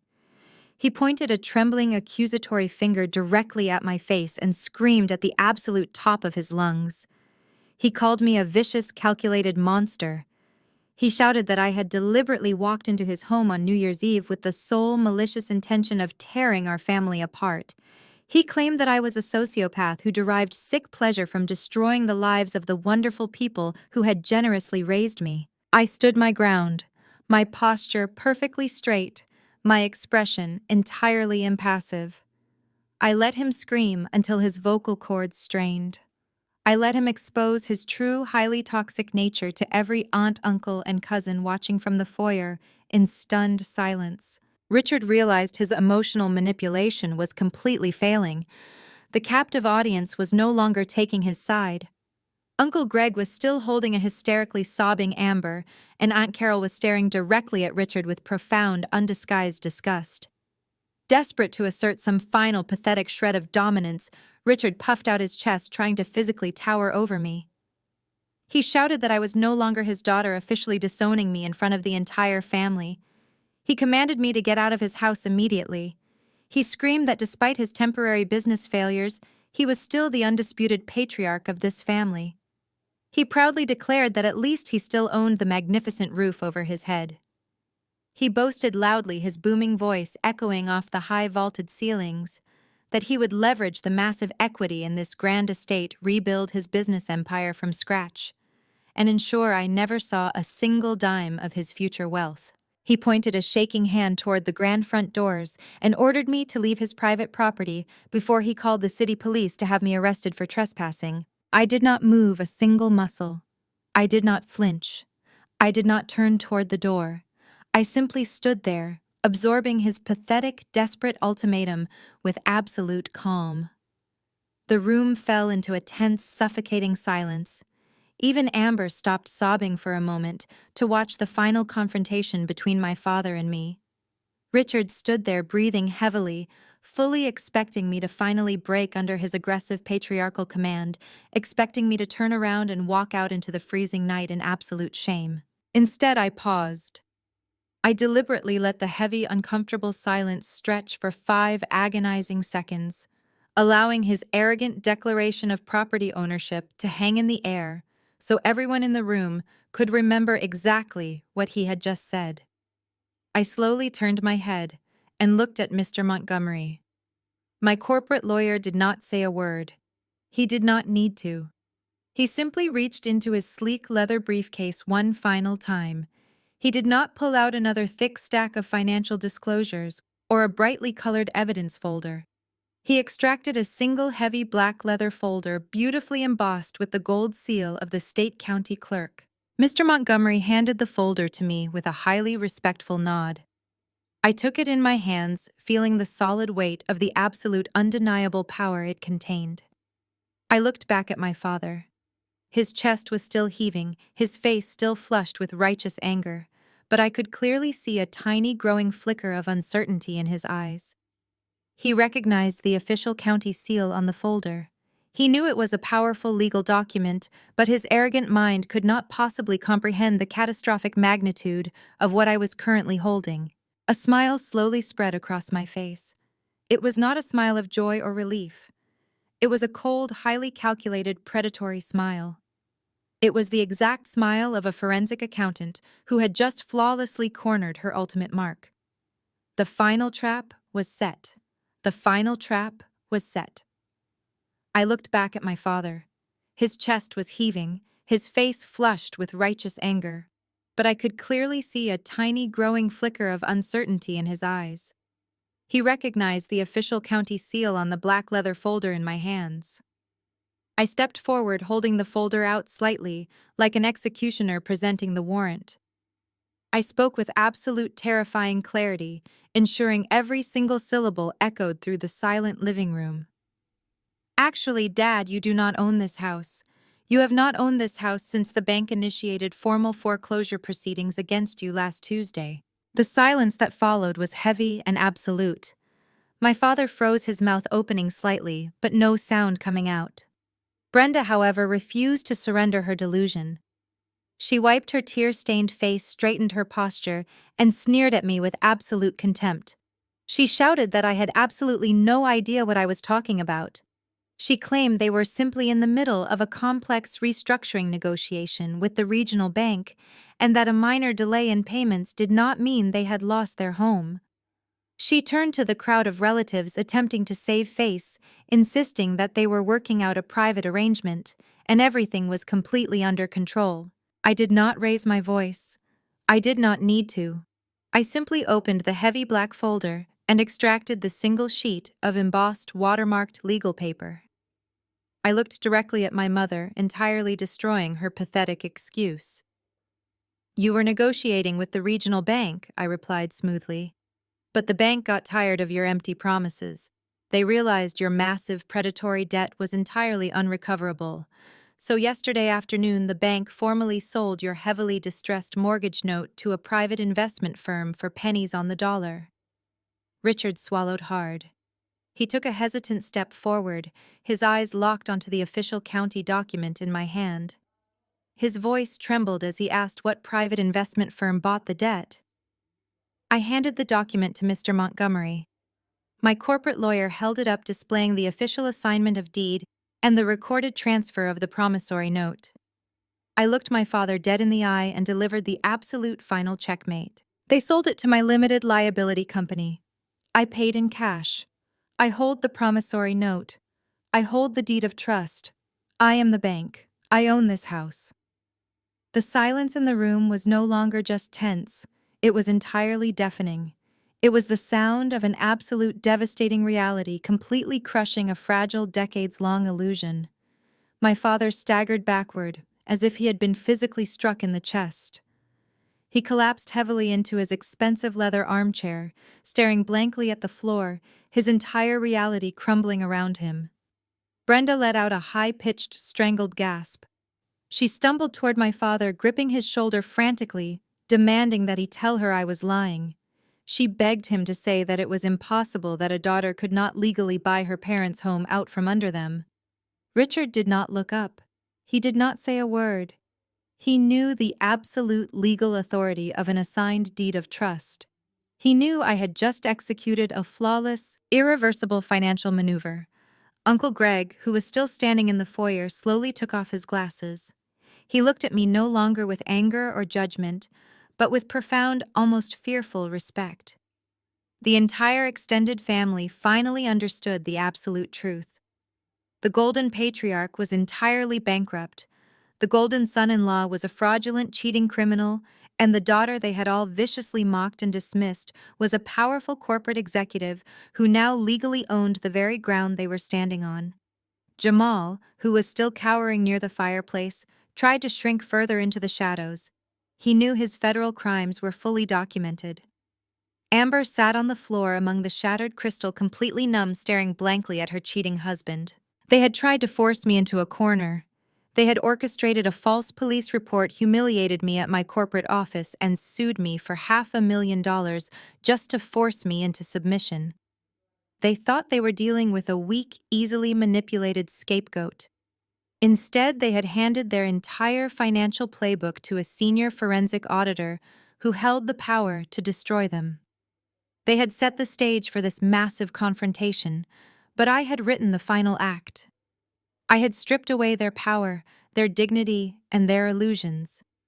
And now, I was going to strip away the only thing they had left: the roof over their heads. The realization of what I had done shattered my mother's cognitive dissonance. Brenda looked at the official assignment of deed in Mr. Montgomery's hand, then looked back at my face. The absolute terrifying reality of her situation crashed down on her. The wealthy socialite persona she had carefully cultivated and viciously protected for 35 years evaporated in an instant. She was no longer an arrogant matriarch. She was a deeply indebted, functionally homeless woman standing in a grand house she no longer owned. The shift in her demeanor was violently abrupt and incredibly pathetic. Her posture crumpled. The sneer of absolute contempt melted off her face, replaced by a mask of manufactured desperate agony. She let out a theatrical wail that echoed across the foyer. Her knees simply buckled. She dropped heavily onto the Persian rug beside the shattered crystal of the champagne flute. She looked up at me from the floor, tears streaming down her carefully made-up face, ruining her expensive mascara. Suddenly, her entire narrative violently shifted. I was no longer the vicious, calculated monster who was tearing the family apart. I was miraculously reinstated as her precious beloved daughter. She reached her hands out, grasping desperately at the empty air. She sobbed that I was her flesh and blood, the child she had raised with so much love. She begged me to remember all the wonderful family vacations, the birthdays, the holidays we had spent together in this very house. She tried to completely rewrite our entire history of emotional abuse in a matter of seconds. She crawled forward on her knees, reaching out to physically grab my legs, attempting to force a tearful, dramatic hug. She wailed about Amber. She pointed a trembling finger toward my sister, who was still sitting frozen on the floor. She begged me to have mercy on my pregnant sister. She cried that Jamal had ruined them, and I could not possibly throw a helpless, pregnant mother out onto the winter streets. She sobbed that family must always stick together during tragedies, and that my immense wealth could easily save them all. I did not let her touch me. As her hands reached for the hem of my tailored coat, I took a sharp, deliberate step backward. The physical distance I deliberately put between us was a clear, unmistakable boundary that she was no longer allowed to cross. I looked down at the woman who had spent my entire life making me feel like a worthless burden. I felt absolutely no pity. I felt no guilt. I felt nothing but a cold, clinical sense of finality. I looked down at her completely ruined, tear-stained face, and spoke with a quiet voice entirely devoid of any emotional warmth. I told her to stop performing for the audience because the curtain had already fallen. I reminded her that family loyalty is a two-way street, not a blank check she could cash only when her own malicious plans spectacularly backfired. I pointed my finger directly at her face, my tone sharpening into a lethal weapon.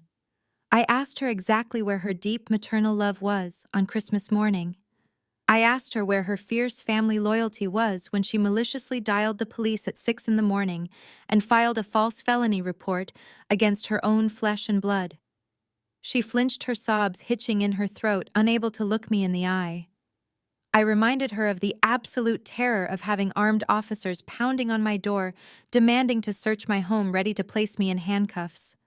I stated clearly, ensuring every relative in the room heard the absolute truth. You tried to put me in a cage so you could use me as a slave. You were perfectly willing to send me to a federal penitentiary, ruin my entire corporate career, and destroy my future just to secure free childcare for your golden daughter.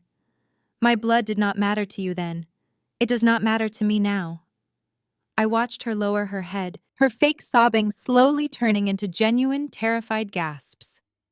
I explained that she was trying to use the concept of family as a shield to protect herself from the direct consequences of her horrific actions. I told her that she did not see me as a daughter. She saw me as an asset to be exploited, and when the asset refused to comply, she tried to destroy it. But the asset finally fought back, and tonight the asset permanently won. I looked at my father, still paralyzed in his armchair, and then back down to my mother on the floor. The legal system only cares about the person who holds the deed, and I was the one holding the deed. The legal system only cares about the person who holds the deed, and I was the one holding the deed. While my mother sobbed on the Persian rug and my father stared vacantly into space, I noticed movement out of the corner of my eye. Jamal was slowly edging his way out of the living room. His arrogant swagger was completely gone, replaced by the panicked movements of a trapped rat. He realized the wealthy family he leeched off was bankrupt. He knew his secret life with his 22-year-old mistress had been exposed to his pregnant wife. He knew I possessed the ledgers proving his massive embezzlement. Jamal was a coward. Instead of standing by the woman carrying his fourth child, he abandoned Amber entirely. He slipped past the weeping relatives in the foyer and backed toward the swinging doors of the kitchen, intending to slip out the back door and disappear into the night. He thought he could outsmart me one last time. He thought he could run away. He did not make it to the kitchen island. I did not shout or run after him. I simply gave a slight nod to Mr. Montgomery. My corporate lawyer had been standing quietly near the entrance, observing the entire psychological collapse of my family with professional detachment. Upon seeing my signal, Mr. Montgomery turned around and opened the heavy double front doors of the estate. The cold winter wind swept into the foyer, rustling the coats of the stunned aunts and uncles. Standing on the front porch, illuminated by the bright exterior lights, were two tall men wearing dark overcoats. They were not local city cops responding to a domestic disturbance. They were federal agents from the Financial Crimes Unit. I had handed over the complete dossier of Jamal's wire fraud to my corporate legal team 2 days prior, and they had immediately contacted their liaisons at the Federal Bureau. The agents stepped over the threshold, their silver badges gleaming clearly under the crystal chandelier. The lead detective's voice boomed through the quiet house, asking for Jamal by his full legal name. Jamal froze in the kitchen archway, his hand still hovering over the swinging door. The blood drained completely from his face. He looked like a deer caught in the headlights of a massive freight train. He tried to speak, but only a pathetic squeak escaped his throat. The two agents walked straight past my sobbing mother and my paralyzed father. They marched purposefully toward the kitchen. Jamal finally found his voice, frantically stammering that this was just a massive family misunderstanding and a private civil matter. He claimed he was just borrowing the money and intended to pay it back as soon as his investments recovered. I walked slowly toward the archway, standing just a few feet away from the federal agents. I looked at Jamal and dismantled his final delusion. I explained that stealing money from a family member might be a civil dispute, but setting up 3 fake corporate entities in the state of Delaware to receive that stolen money, changed the rules entirely. I told him that the moment he authorized those automated clearinghouse transfers from my father's business account across state lines into his fraudulent shell companies, he elevated his pathetic embezzlement scheme to severe federal wire fraud. The lead detective instructed Jamal to turn around and place his hands behind his back. Jamal hesitated, his eyes darting frantically around the room, looking for any possible exit. The second agent grabbed Jamal's arm with forceful authority, violently spinning him around and pressing him against the expensive granite countertop. The sharp metallic click of the steel handcuffs locking around Jamal's wrists echoed loudly through the kitchen. It was the absolute sweetest sound I had heard all year. He was read his Miranda rights in a flat, clinical tone. Hearing the reality of his arrest, Amber violently snapped out of her paralyzed shock. She scrambled up from the living room floor, her designer maternity dress tangled around her knees. She ran toward the kitchen screaming at the top of her lungs. She was not crying out of love for Jamal. She was crying out of sheer terror for her own destroyed future. She shrieked at him, demanding to know how he could do this to her, asking how she was supposed to raise 4 children with her husband rotting in a federal prison. He kept his head down. His shoulders slumped in absolute defeat as the federal agents forcefully marched him through the crowd of stunned relatives. My uncles stepped aside, refusing to look at the criminal they had been drinking with an hour ago. Jamal was paraded out the front door and pushed into the back of an unmarked black vehicle.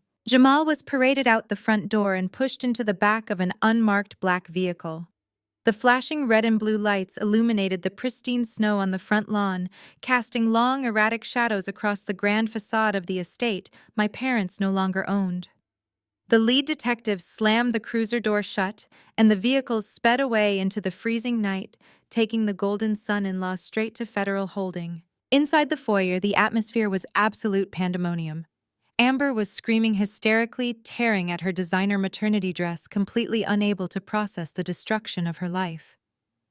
My mother was still on the floor, weeping into her hands, while my father remained completely paralyzed in his armchair, a hollow shell of the tyrant he used to be. The extended family members, the aunts, uncles, and cousins, who had eagerly gathered to witness my planned humiliation, were now scrambling to process the catastrophic shift in power. I did not let the chaos distract me from the final necessary piece of legal business. I turned back to Mr. Montgomery. The corporate lawyer calmly reached into his briefcase one final time. He did not extract another financial dossier or a federal indictment. He pulled out 2 single sheets of crisp white paper neatly stapled together. He walked purposefully toward my father. Richard did not look up as Mr. Montgomery dropped the document squarely onto his lap. Mr. Montgomery spoke with a voice completely devoid of emotion, executing his legal duty with absolute precision. He stated clearly that on behalf of the new legal owner of the property, he was formally serving Richard and Brenda with a mandatory 30-day notice to vacate the premises. He explained that they had exactly 1 month to pack their belongings and surrender the keys. If they failed to vacate the property by midnight on the 30th day, the county sheriff would be dispatched to forcibly remove them and their possessions from the estate. My father stared blankly at the eviction notice resting on his knees. He did not say a word. The reality of his situation had finally crushed his arrogant spirit entirely. He was a bankrupt man sitting in a house he did not own, watching his son-in-law go to federal prison. The relatives standing in the foyer finally broke out of their stunned silence. But they did not rush to comfort my devastated parents or my hysterical sister. Instead, a wave of profound hypocrisy washed over the room. Uncle Greg, the man who had called me a disgrace to the family name just 24 hours ago, took a hesitant step toward me. He offered a weak, pathetic smile, holding his hands up defensively.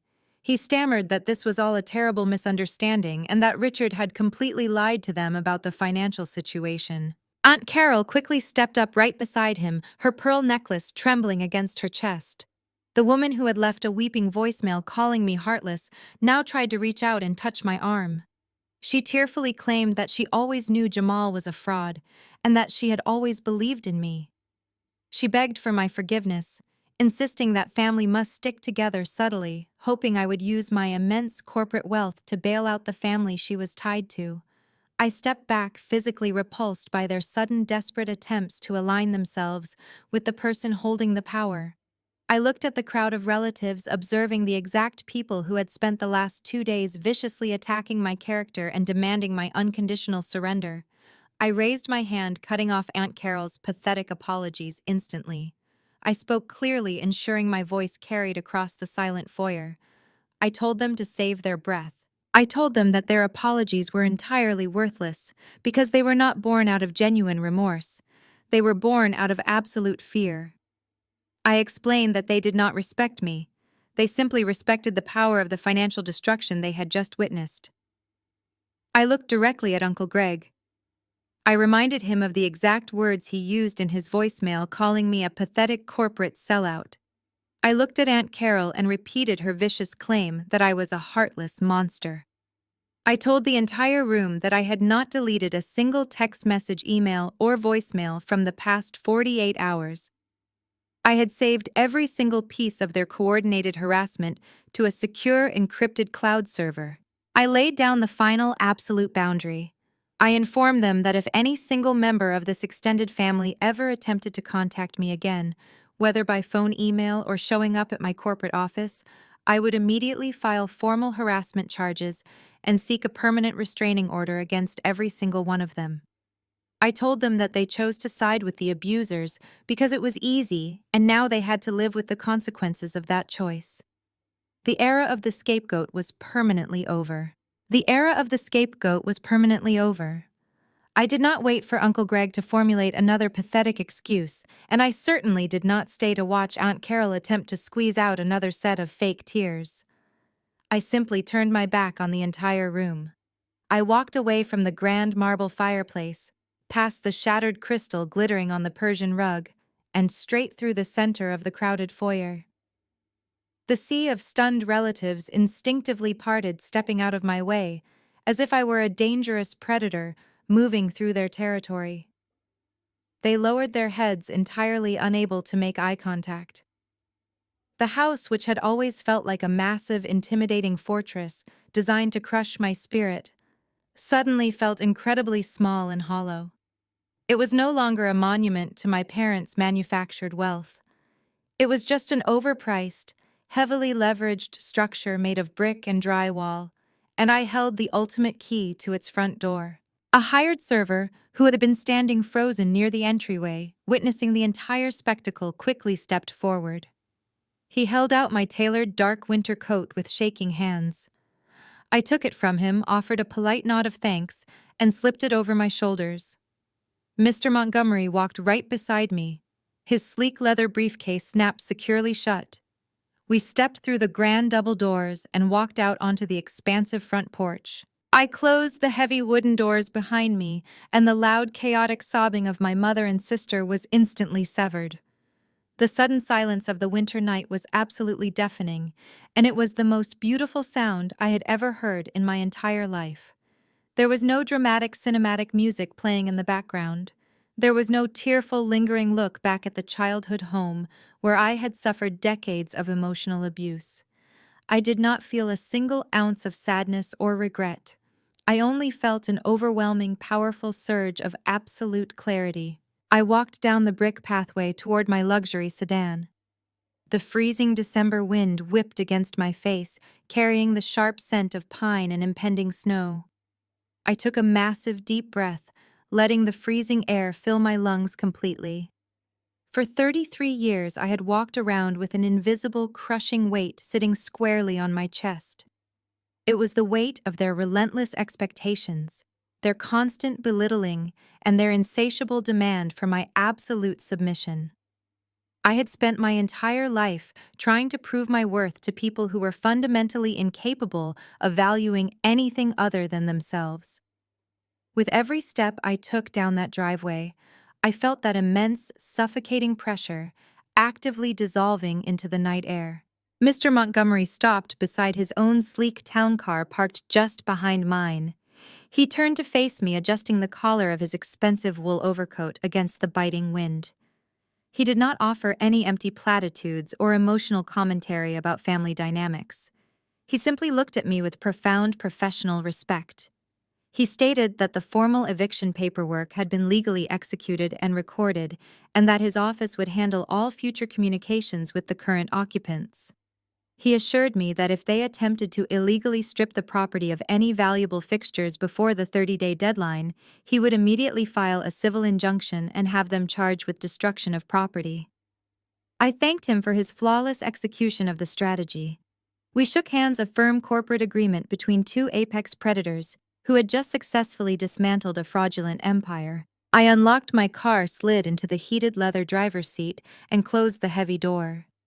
The cabin was perfectly quiet and comfortably warm. I pressed the ignition button, and the powerful engine purred to life. I placed my hands on the steering wheel and looked through the windshield at the brightly lit estate one final time.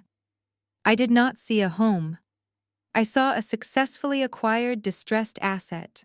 I saw a perfectly balanced financial ledger. My parents had spent my entire life withdrawing emotional and financial capital from my existence, constantly putting me in the red. Tonight, I had finally audited their accounts, called in their massive debts, and aggressively balanced the books. I shifted the car into drive and slowly pulled away from the curb.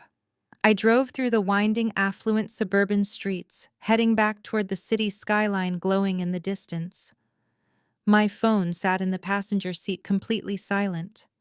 The desperate relatives were too terrified of my legal threats to send a single text message. The smear campaign was completely dead. The extortion attempts were permanently neutralized. I had walked into the lion's den, but the lions turned out to be nothing more than pathetic, toothless cowards. I pressed my foot down on the accelerator, merging onto the empty highway, accelerating toward my penthouse, my career, and my beautifully independent future. Exactly 1 month later, the consequences of that New Year's Eve confrontation materialized with brutal efficiency. The 30-day eviction notice expired and the legal transition of power was fully executed. I did not attend the final walkthrough of the property.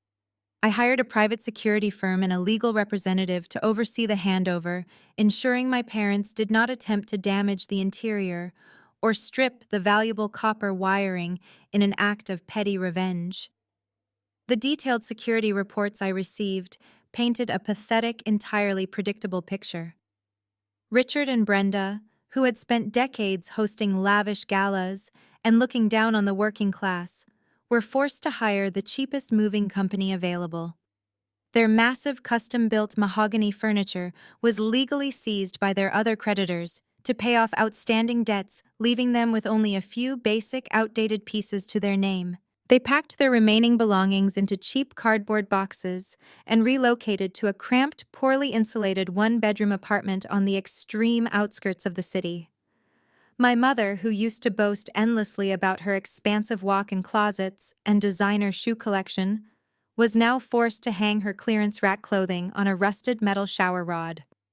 My father, the supposedly brilliant entrepreneur who constantly lectured me about financial dominance, was officially declared bankrupt by the federal court. He was forced to take a minimum wage job as a night shift security guard at a local strip mall just to afford their basic utilities and groceries. Their wealthy social circle abandoned them entirely. The country club immediately revoked their membership for non-payment, and the relatives who had previously worshipped them now treated their phone calls like a highly contagious disease. They were completely isolated, trapped in a tiny box of their own making, suffocating under the weight of their shattered egos. While my parents were dealing with their humiliating downgrade, Jamal was experiencing a far more severe reality check in federal court. His formal arraignment was a spectacular, highly public disaster. His sleazy public defender requested a reasonable bail, arguing that Jamal was a dedicated family man with deep ties to the community who posed no flight risk. The federal prosecutor dismantled that pathetic argument in exactly 2 minutes. She presented the judge with Jamal's complex financial records, proving he had the technical knowledge to move stolen funds across international borders. But the most devastating blow to his defense came when his attorney attempted to quietly access the secret bank account Jamal had set up for his mistress Chloe. He had planned to use those remaining stolen funds to post his bond and secure his freedom. However, Chloe was incredibly observant and highly opportunistic. The moment she realized Jamal had been arrested at the estate and that federal agents were actively seizing his assets, she did not wait around to play the loyal, supportive girlfriend. She completely drained the secret account of every last dollar packed up. Her Cartier jewelry broke the lease on the luxury downtown apartment and vanished without a trace. Without a single dollar to his name and facing a mountain of irrefutable evidence regarding his wire fraud, the judge denied bail entirely. Jamal was remanded to federal custody. He was forced to trade his counterfeit designer suits for an oversized, scratchy orange jumpsuit, sitting in a cold concrete cell to await a federal trial he was absolutely guaranteed to lose. The fallout left Amber entirely defenseless against the harsh realities of the real world. She had spent her entire adult life relying on her golden child status, ignoring her education, and developing absolutely zero marketable job skills. With her fraudulent husband locked in a federal detention center, and her parents barely surviving in a cramped apartment, the grand illusion of her perfect life evaporated overnight. The luxury suburban apartment she shared with Jamal formally evicted her for non-payment. With nowhere else to go and no family members willing to take her in, she was forced to move into a crumbling low-income housing complex. The reality of being a single mother to 3 loud children while heavily pregnant with her 4th crashed down on her with unforgiving force. I received updates through the legal grapevine. Amber spent her days sitting in sterile, fluorescent-lit waiting rooms at the state welfare office. The arrogant woman who used to mock my tailored business suits and boldly demand my corporate salary was now filling out endless stacks of government paperwork, desperately applying for food stamps and subsidized infant formula. She had to swallow her massive pride and endure the humiliating scrutiny of overwhelmed social workers just to secure basic groceries for her children. Her social media accounts, once filled with staged photos of expensive brunches and designer maternity wear, were completely deleted. A few weeks later, on a freezing Tuesday morning in late February, the bitter winter wind howled between the downtown skyscrapers. My private driver pulled up to the curb outside the towering glass and steel headquarters of my accounting firm. I gathered my leather briefcase, feeling the satisfying weight of another lucrative audit contract safely secured inside. As I stepped out of the warm vehicle onto the icy pavement, a frantic, shivering figure detached itself from the shadows near the revolving doors. It was my sister. The physical transformation was absolutely jarring. The perfectly manicured, endlessly condescending woman who had sneered at my corporate career on Christmas morning was entirely gone. In her place stood a disheveled, deeply exhausted mother, wrapped in a cheap, oversized winter coat. Her hair was unwashed, her eyes were bloodshot with heavy dark circles, and she looked visibly terrified of her own grim reality. She lunged toward me, completely ignoring the stunned stares of my corporate colleagues walking into the building.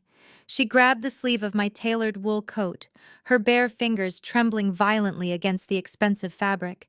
She sobbed my name, a desperate, broken sound that echoed loudly over the morning traffic.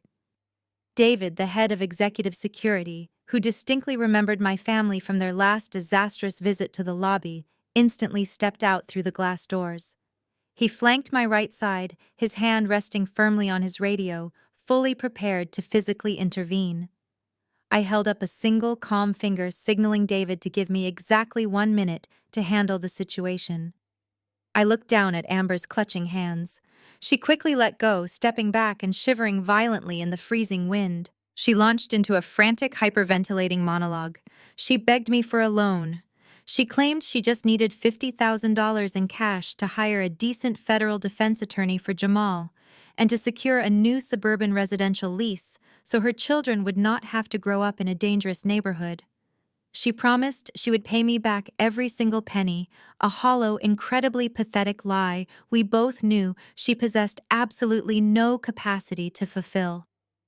I stared at her, entirely unmoved by her manufactured tears and frantic pleading. I told her that handing over $50,000 in untraceable cash to the wife of a convicted federal fraudster was a fantastic way to trigger an aggressive corporate money laundering investigation against my own firm. I told her the answer was absolutely no. The moment the word no left my lips, her desperate sadness instantly mutated into vicious, deeply familiar anger. Her face flushed a blotchy red. She stomped her foot on the icy pavement and resorted to the ultimate emotional weapon. She brought up her children. She screamed that I was a heartless monster, a barren, selfish career woman who cared more about corporate spreadsheets than her own flesh and blood. She thrust her pregnant belly forward, aggressively shouting that I was an aunt and that I had a moral, undeniable obligation to help my nieces and nephews survive. She wailed that my cruel refusal to hand over my wealth was going to force innocent, starving children out onto the winter streets. I let her scream her vile accusations into the freezing wind until her voice cracked. I did not flinch. I did not feel a single ounce of guilt or obligation. I looked at her with the cold, clinical precision of a senior auditor examining a hopelessly bankrupt account. I spoke with a voice sharp enough to cut directly through the winter air. I told her that she was absolutely right about one specific thing. The children were completely innocent. They did not ask to be born to a convicted federal thief and an incredibly arrogant, wildly incompetent mother. I took a deliberate step closer, forcing her to look me directly in the eyes. I established the final impenetrable financial boundary. I told her that I would contact a local grocery chain manager near her low-income housing complex and set up a prepaid, highly restricted corporate account.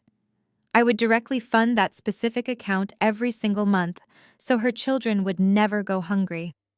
I told her I would contact their local school district administration and personally pay for their winter coats, their shoes, and their educational supplies directly through the school counselor. Amber blinked, the tears literally freezing on her cheeks, completely stunned by the surgical precision of my counteroffer. She opened her mouth instinctively, preparing to complain that she needed actual liquid cash to manage her own household. I completely cut her off before she could utter a single syllable.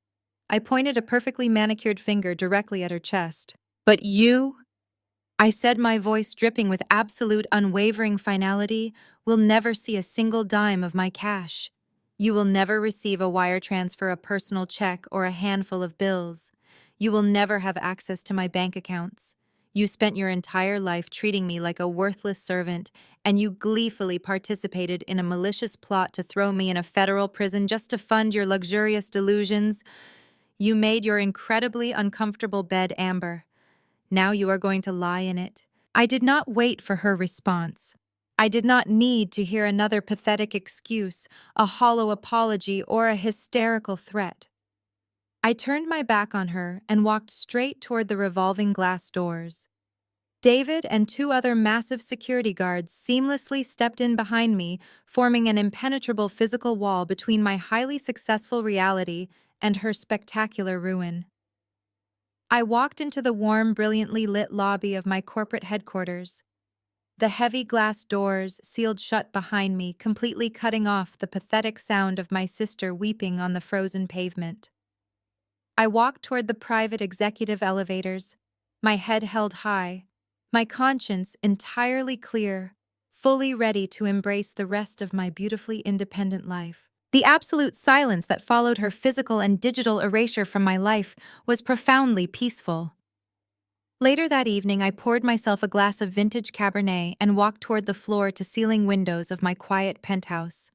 The sprawling city skyline stretched out before me, an endless ocean of glittering lights against the dark, freezing winter sky.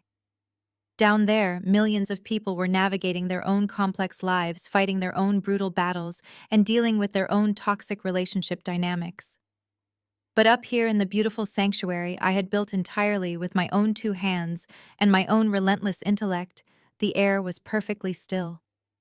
I took a slow sip of the rich wine, letting the warmth spread through my chest. For the first time in my 33 years of existence, my phone was not vibrating with manufactured emergencies.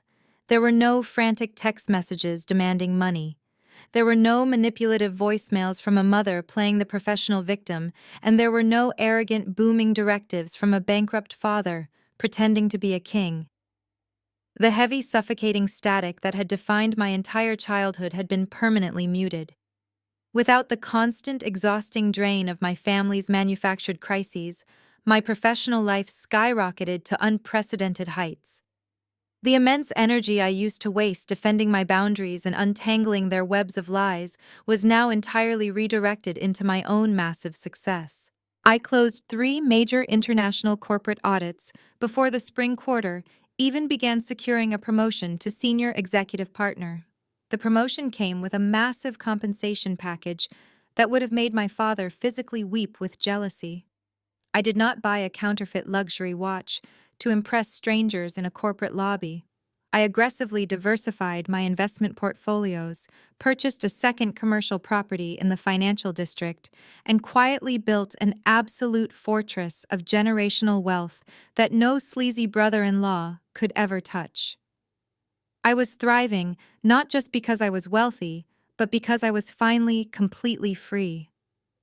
The mental clarity that comes from surgically removing a malignant tumor from your life is absolutely intoxicating. Standing there looking out over the glowing city, I found myself reflecting on the actual definition of the word family. Society aggressively conditions us from birth to believe that blood is an unbreakable sacred bond. We are relentlessly brainwashed by a culture that demands absolute forgiveness for toxic parents and unconditional loyalty to abusive siblings simply because we happen to share a specific sequence of DNA. But the cold, hard mathematical truth is that biological relation is nothing more than a genetic accident. It is a biological lottery, not a lifelong moral contract. True family is not an obligation you are blindly born into. It is a sturdy structure built entirely on mutual respect, unwavering support, and genuine love. What my parents and sister practiced was not family. It was pure biological extortion. They used the titles of mother, father, and sister as heavy, blunt instruments to bludgeon me into absolute submission.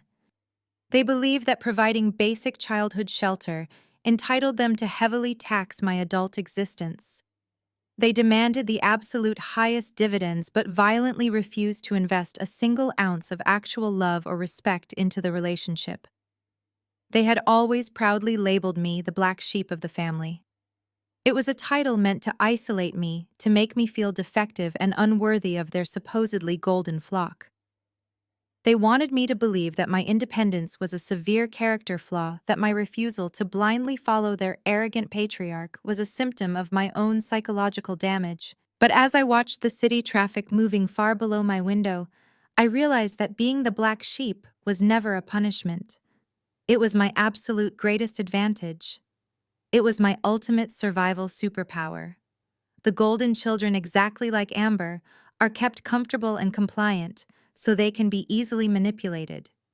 They are fed just enough praise to keep them entirely dependent, ensuring they never develop the critical survival skills required to actually navigate the real world.